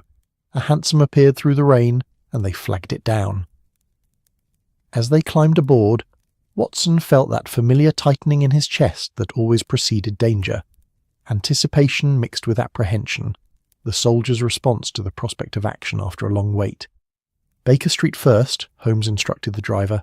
We need to check on Mrs. Hudson, ensure she's still safely in Camberwell. And then, Watson, we're going to Whitechapel. We're going to find Daniel Crowe, and we're going to make certain he understands that some people are under my protection, and threatening them is a mistake he'll deeply regret. The cab lurched into motion, carrying them back toward Baker Street through the rain-soaked November evening, toward whatever confrontation awaited them in the dangerous streets of Whitechapel. The case of the cracked teacup had led them deeper than Watson had imagined, from domestic mystery to criminal conspiracy, from a landlady's secret to a violent man's obsession. And somewhere in Whitechapel, Daniel Crowe waited, unaware that his threatening letter had set in motion forces that were now coming for him, with the inexorable purpose of justice delayed but not denied. Baker Street appeared almost welcoming after the dingy confines of Clerkenwell, its familiar lines softened by the rain and gaslight into something approaching comfort. Mrs. Hudson's windows were dark. She was still safely in Camberwell as planned, but Holmes insisted on checking the rooms nonetheless, moving through them with quick efficiency, ensuring nothing had been disturbed. No one had attempted entry in their absence. All secure, he announced, returning to the sitting room where Watson had stoked the fire back to life. Though I confess I'll be relieved when this business is concluded and Mrs. Hudson can return without fear. Watson poured them each a measure of brandy, feeling the need for fortification before their venture into Whitechapel. Holmes, are you certain about this? Going to the Blind Beggar tonight? Perhaps we should inform Lestrade, bring official support. And tell him what, precisely? That we suspect a man named Daniel Crowe of sending an anonymous threatening letter. that we believe he's searching for a stolen ruby that's been hidden for 9 years. Lestrade would require evidence we don't yet have, and by the time he'd assembled the bureaucratic machinery to investigate properly, Crow might have acted. Holmes drained his brandy in one swallow, a rare gesture that spoke to his agitation. No, we're going tonight. We find Crow, we confront him, and we make it clear that his interest in Mrs. Hudson ends immediately. And if he refuses? If he's as dangerous as Pellew suggested? Holmes's smile was cold. Then you'll have an opportunity to demonstrate that your marksmanship hasn't deteriorated since Afghanistan. But I think it won't come to that. Men like Crow are accustomed to intimidating the vulnerable. They're less comfortable when faced with resistance. They changed into rougher clothes. Holmes kept a collection of garments for just such occasions, costumes for the various roles his investigations required. Watson traded his respectable suit for worn trousers and a jacket that had seen better days, while Holmes transformed himself with such subtle skill that Watson found himself looking at a different man, a shabby clerk perhaps, or a tradesman down on his luck. It was remarkable what a change of posture, a different set to the shoulders, a slight alteration in expression could achieve. The journey to Whitechapel took them east through London's gradually deteriorating districts, each neighbourhood a step down the social ladder from the last. Marylebone to Bloomsbury to Holborn to the city, and then beyond the respectable confines of commerce into the tangled streets where respectability gave way to survival, where the gas lamps grew sparser and the shadows deeper. The blind beggar stood on Whitechapel Road, a squat building that seemed to hunker against the rain like something alive and malevolent. Light spilled from its windows in greasy yellow squares, and even from outside Watson could hear the roar of conversation, the crude laughter, the occasional curse or shout. The smell of beer and unwashed humanity and coal smoke hung thick in the air. "Stay close," Holmes murmured as they approached the door. "And keep your hand near your revolver, but don't draw unless absolutely necessary. We're here to gather information, not to start a brawl." The interior of the blind beggar was exactly what Watson had expected, and somehow worse. A long, low-ceilinged room packed with men whose faces bore the marks of hard lives and harder choices. The air was thick with smoke and the sour smell of spilled beer. Conversations faltered as Holmes and Watson entered, eyes turning toward them with the suspicion that strangers were always inspired in such places. Holmes moved to the bar with confident ease, signalling to the barman, a massive man with scarred knuckles and the flattened nose of a former boxer. "2 bitters," Holmes said, his voice taking on a rough edge that erased all traces of Baker Street refinement. The barman drew the beers with practiced efficiency, his eyes never leaving Holmes's face. "Don't know you," he said flatly. "Don't know your friend either.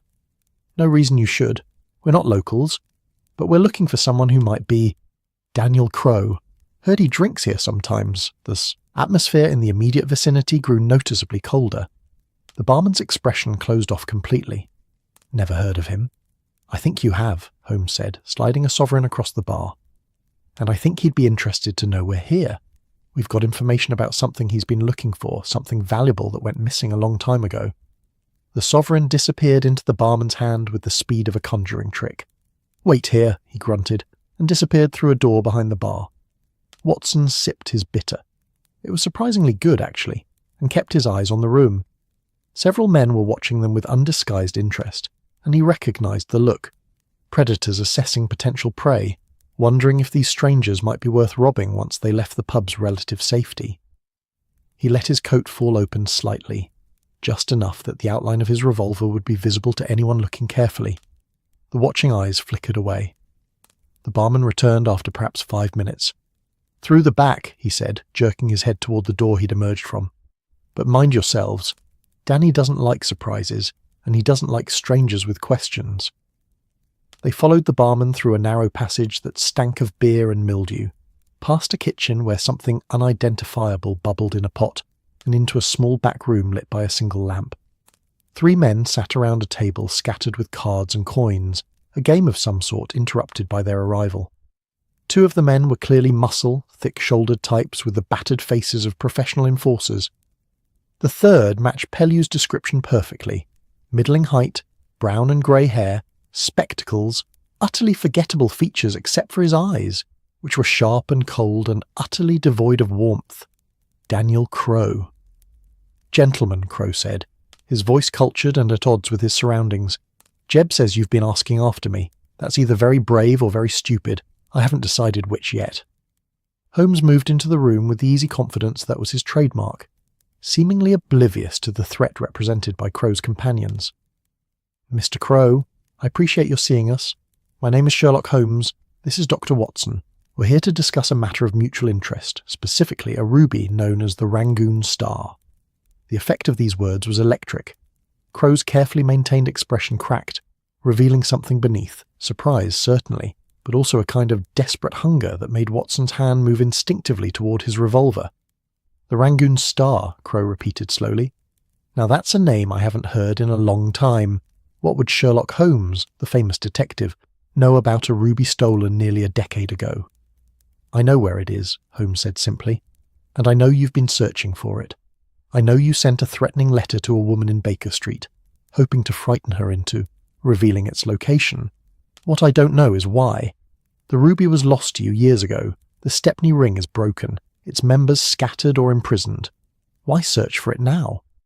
Crow stood slowly, his hands flat on the table. His companions shifted, ready to move if their employer gave the word. "Because it's mine," Crow said, and there was genuine emotion in his voice now, anger and bitterness and something almost like pain. "That ruby should have made me, should have set me up for life. I had a buyer in Amsterdam willing to pay £40,000. 40,000! Do you understand what that kind of money means to someone like me? It means respectability. It means I could have left this filthy trade behind, could have become someone legitimate, and then Thomas Ashford stole it. Stole my future. Stole everything I'd worked for." "So you want revenge," Watson said, "on a man who's been dead or gone for 9 years. "Ashford's dead," Crow said flatly. "Found that out 3 months ago. Died in Liverpool 2 years past. Consumption took him. Never spent a day in prison for what he did. Never paid for his betrayal. But the ruby's still out there. And I want it. I've earned it, by God. 9 years of scraping by, of handling trinkets and paste jewellery, of being a joke in the very circles where I once held respect. That ruby is mine." Holmes's expression remained neutral. "The ruby belongs to the Thornbury estate. You know this. It was stolen property then, and it remains stolen property now.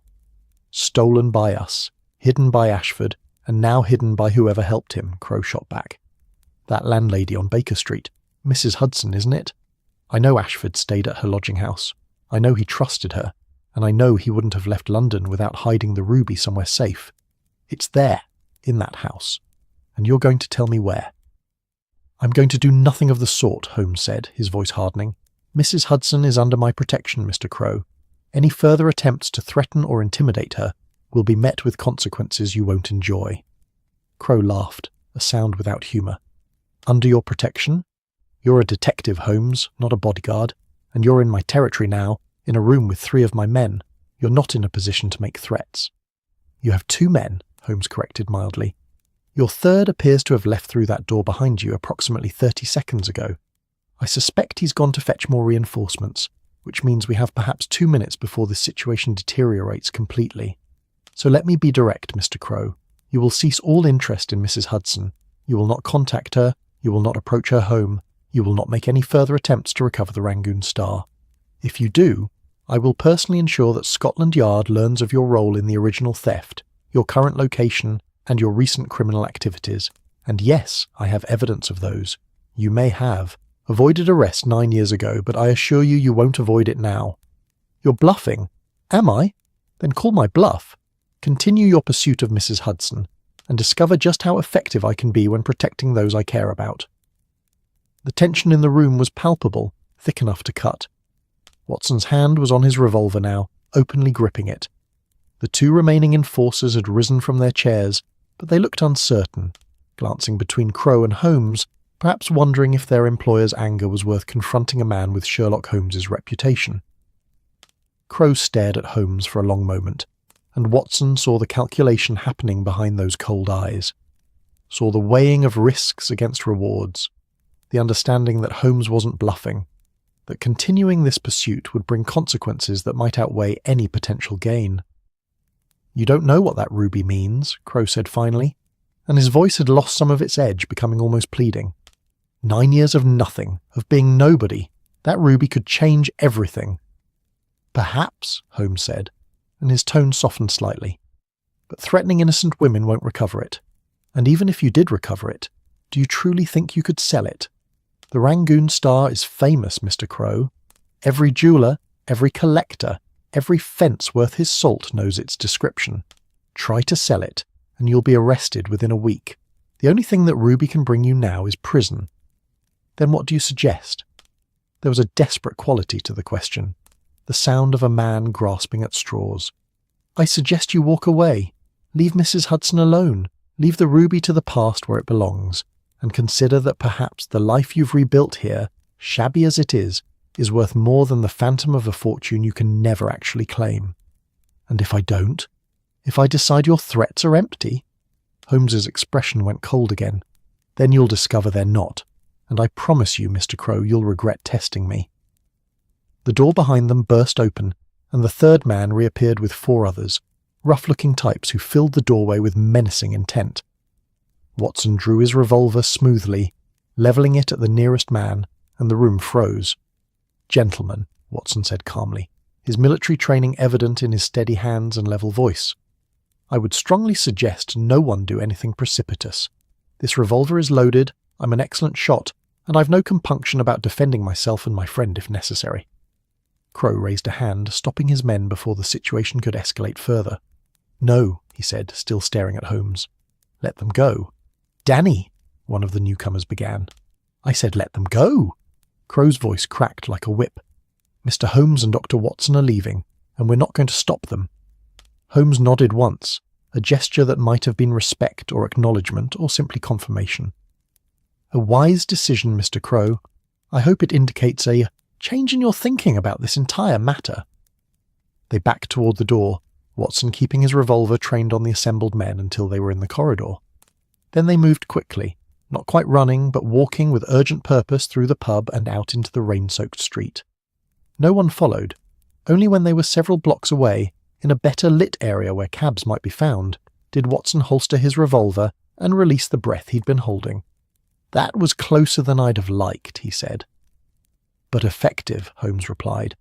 Crow understands now that pursuing Mrs. Hudson will cost him more than it could possibly gain. He may still want the ruby, but he won't risk his freedom for it. Not when he knows I'm watching. Do you think he'll actually stop? Holmes was silent for a moment, watching the rain fall through the lamplight. Yes, he said finally. I do. Crow is bitter and desperate, but he's not stupid. He knows when he's beaten. The question now is what to do about the ruby itself. Return it to the Thornbury estate, as you said. Yes, but there's the matter of Mrs. Hudson's role in concealing it. She harboured a fugitive and kept stolen property for 9 years. Technically, those are crimes. Technically, Watson agreed. But you won't let her be prosecuted for acts of kindness. Holmes smiled slightly. No, Watson, I won't. I have some ideas about how to handle the situation. But first, let's return to Baker Street. I find I'm rather eager to be home, and I imagine Mrs. Hudson will be equally eager to return once we assure her the threat has passed. They found a cab and rode through the rain toward home, toward the warm sitting room and the temperamental clock and the familiar comfort of Baker Street. The case of the cracked teacup was nearly resolved, Watson reflected. All that remained was the delicate matter of returning a stolen ruby to its rightful owners, while protecting a kind-hearted landlady from the consequences of her own compassion. But if anyone could manage such a feat, it was Sherlock Holmes. And Watson found himself believing, as they clattered through the London night, that everything would indeed work out for the best. The morning after their confrontation in Whitechapel arrived with unexpected grace. The rain had cleared during the night, and November sun filtered through the windows of 221B Baker Street with an almost apologetic gentleness, as if London itself were trying to make amends for the previous day's gloom. Holmes had been up since dawn, Watson knew, though his friend had allowed him the luxury of sleep until a reasonable hour. When Watson emerged from his bedroom, he found Holmes at the breakfast table surrounded by newspapers, telegrams, and what appeared to be several official-looking documents. "Good morning, Watson," Holmes said cheerfully, looking remarkably refreshed for someone who'd had perhaps 4 hours of sleep. "I trust you rested well?" "Excellent. I've been busy. We have several matters to resolve today, and I thought it best to begin early." Mrs. Hudson, Watson asked, pouring himself coffee from the pot she must have brought up earlier. He'd been so deeply asleep he hadn't heard her. We'll return this afternoon. I sent a telegram to her sister's address first thing, assuring her that the situation has been resolved and it's safe to come home. I also sent word to Lestrade, asking him to call round this morning, and I've drafted a letter to the Thornbury Estates solicitor. Thornbury's son inherited everything, apparently, and he's still actively seeking the recovery of his father's stolen property. Watson settled into his chair with his coffee and a piece of toast. You've been thorough. This matter requires delicacy, Watson. We're dealing with stolen property, harbouring a fugitive and a landlady who technically committed crimes, even though her motives were entirely compassionate. The solution must satisfy the law while protecting Mrs. Hudson. I believe I've found a way to accomplish both. Before Watson could ask for details, there was a knock at the door, and Mrs. Hudson herself appeared. She must have returned earlier than expected, looking tired but considerably more at ease than when they'd last seen her. She carried their usual breakfast tray, and Watson noticed with a pang of affection that she'd included all their favourite things: fresh scones, marmalade, kippers for Watson, and the particular strong tea that Holmes preferred. Mrs. Hudson, Holmes said, rising immediately. I didn't expect you until this afternoon. Did you receive my telegram? I did, Mr. Holmes, and I thank you for it. But I found I couldn't stay away any longer. This is my home, and I wasn't about to let fear keep me from it. She set down the tray with her customary precision, but her hands trembled slightly. Is it truly over? The threat, I mean. It is. Dr. Watson and I had a conversation with the gentleman in question last night. He understands now that pursuing you further would be inadvisable. You're quite safe, I assure you. Mrs. Hudson's relief was visible, her shoulders dropping as tension she'd been carrying for days finally released. Thank you, Mr. Holmes. Dr. Watson, I can't express what it means to me, knowing you'd take such trouble over an old woman's troubles. Your troubles are our troubles, Watson said warmly.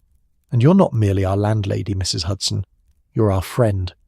She blinked rapidly, and Watson suspected she was fighting back tears. Well, she said briskly, reverting to her usual efficient manner, that's very kind of you both.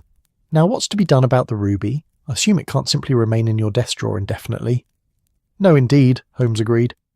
Which brings us to the matter I've been working on this morning. Mrs. Hudson, would you sit down? I'd like to discuss the situation with you, and I'd prefer you to be comfortable. She sat, somewhat reluctantly, in Watson's usual chair while Watson took the seat by the window. Holmes remained standing, falling naturally into what Watson thought of as his presentation mode, the stance he adopted when laying out a complete solution to a complex problem. The legal situation, Holmes began, is this. You harboured a fugitive and concealed stolen property. Both are crimes. However, there are mitigating circumstances. You were not part of the original theft. You had no knowledge that the ruby was stolen when you first received it. You were acting out of compassion for a frightened man, and you kept the ruby hidden rather than attempting to sell it or profit from it. These factors significantly reduce your culpability in any rational assessment. But I still broke the law, Mrs. Hudson said quietly. You did. However, the law also recognises the concept of immunity in exchange for cooperation and testimony. If you were to come forward voluntarily to provide information that helped close an outstanding case, the authorities would be inclined toward leniency, possibly complete immunity, particularly if presented correctly. Come forward to whom? As if on cue, there was a knock at the door. That will be Lestrade, Holmes said. Mrs. Hudson, with your permission, I've asked him here to discuss precisely this matter. He's a good man, and I've known him to exercise considerable discretion when circumstances warrant it. Mrs. Hudson drew a deep breath, then nodded. Very well, Mr. Holmes. I trust your judgment. Inspector Lestrade entered, looking curious and slightly wary, as he often did when summoned by Holmes. His sharp eyes took in the assembled group, and Watson saw him make the quick assessment that this was a serious matter. Mr. Holmes, Dr. Watson, Mrs. Hudson, he said, nodding to each in turn. Your telegram was rather cryptic, Mr. Holmes. Something about information regarding the Thornbury robbery. Indeed. Mrs. Hudson, would you tell Inspector Lestrade your story? Everything from the beginning. I'll interject with relevant details as needed. And so Mrs. Hudson told it. The frightened man who'd taken a room in January 1881, the men searching for him, her lie about his departure, and then the ruby that had arrived the next day with instructions to keep it hidden. Her voice was steady, though Watson heard the underlying tremor of fear, the understanding that she was confessing to crimes that could see her imprisoned. Lestrade listened without interruption, his expression growing more thoughtful as the story progressed. When she finished, he was silent for a long moment.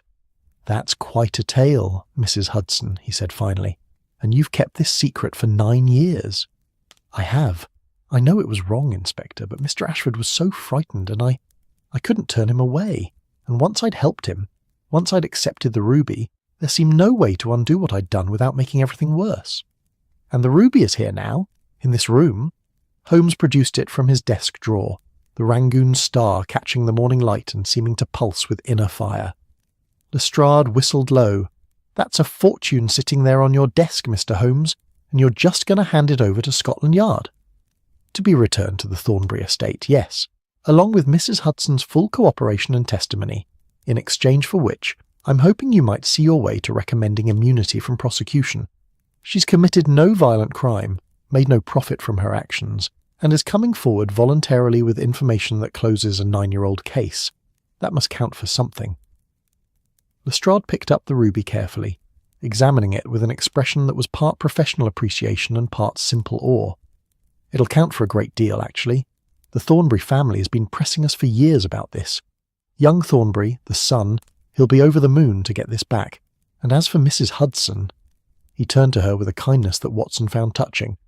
"I can't make promises beyond my authority, ma'am, but I can tell you that I'll recommend to my superiors that no charges be filed. You helped a man in need, kept faith with trust, and now you're making it right.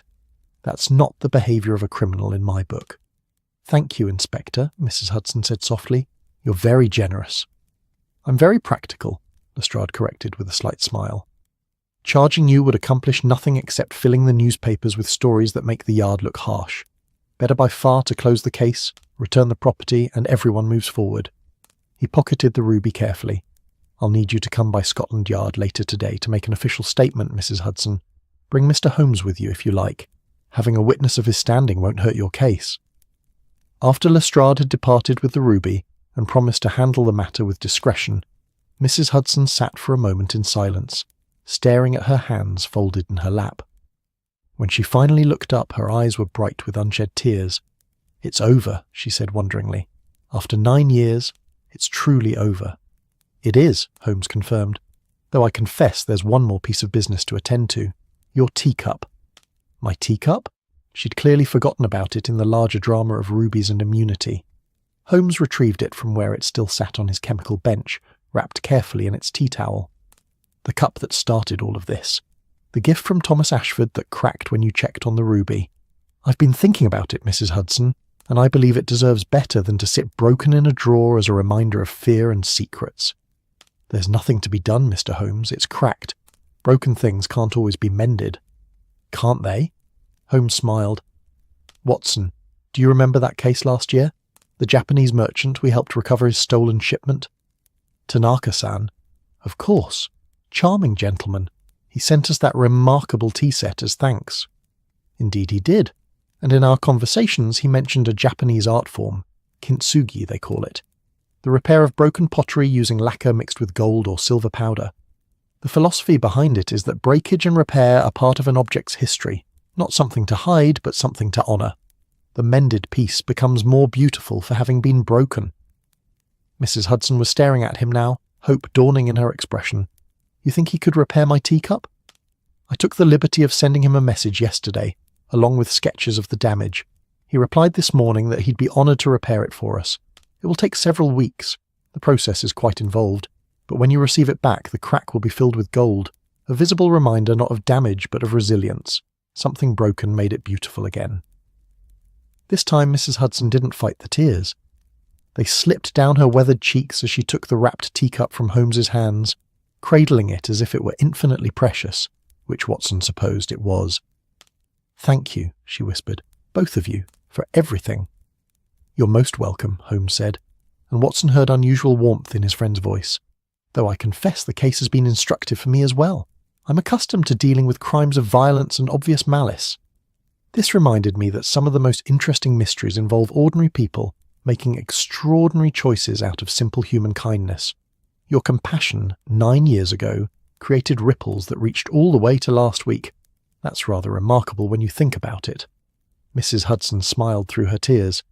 Mr. Holmes, are you saying you've learned something about human nature from your landlady? I'm saying I'm reminded of something I knew, but occasionally forget, that the world contains more good than evil, more kindness than cruelty, and that sometimes the bravest thing a person can do is show compassion when it would be easier to turn away. You did that for Thomas Ashford, and in doing so, you became part of a story larger than either of you understood at the time. She stood, carefully wrapping the teacup again, holding it close. I'll take this to my room now, if you don't mind, and then I'll begin preparing a proper lunch. Something special, I think. After the week we've all had, we deserve a good meal. After she'd left, Watson moved to stand beside Holmes at the window, looking down at Baker Street going about its ordinary business. A flower girl was setting up her basket on the corner. A constable walked his beat with measured strides. A governess shepherded 2 children along the pavement, their voices carrying up in excited chatter about something only children found important. You handled that beautifully, Watson said, getting Lestrade on our side, finding a way to return the ruby without destroying Mrs. Hudson in the process even. Thinking of the Japanese craftsman for the teacup, you orchestrated the entire resolution like a symphony. I had help, Holmes said modestly. You were quite useful in Whitechapel, Watson. That revolver of yours is wonderfully persuasive when circumstances require it. Still, you could have simply taken the ruby and turned Mrs. Hudson over to the authorities. It would have been legal, proper, and far less trouble. Holmes turned from the window and his expression was serious. It would also have been wrong. The law is meant to serve justice, Watson, not the other way around. Mrs. Hudson committed a technical crime while performing a moral good. To punish her for that would be law divorced from justice, and I'll have no part in such a thing. Even if it means bending the rules slightly? I prefer to think of it as interpreting them generously. Besides, everything I told Lestrade was true. Mrs. Hudson is coming forward voluntarily, cooperating fully, and her actions have enabled the recovery of a valuable piece of stolen property. That she's also a friend whose welfare concerns me is merely additional context. Watson smiled. You're a good man, Holmes. You hide it well behind logic and deduction, but you're fundamentally decent. How embarrassing, Holmes said, but he was smiling too. Please don't let that observation become widely known. It would ruin my reputation as a dispassionate reasoning machine. They stood together at the window as the November morning aged toward afternoon, as Baker Street continued its eternal performance of ordinary life, as somewhere in London a ruby made its way back to its rightful owners and a teacup began its journey toward restoration.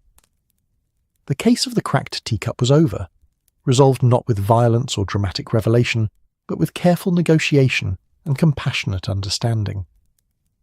In the evening, after Mrs. Hudson had indeed prepared a magnificent meal, roast beef and Yorkshire pudding, her specialty, they sat by the fire while she took her usual place by the window with a borrowed cup for her tea.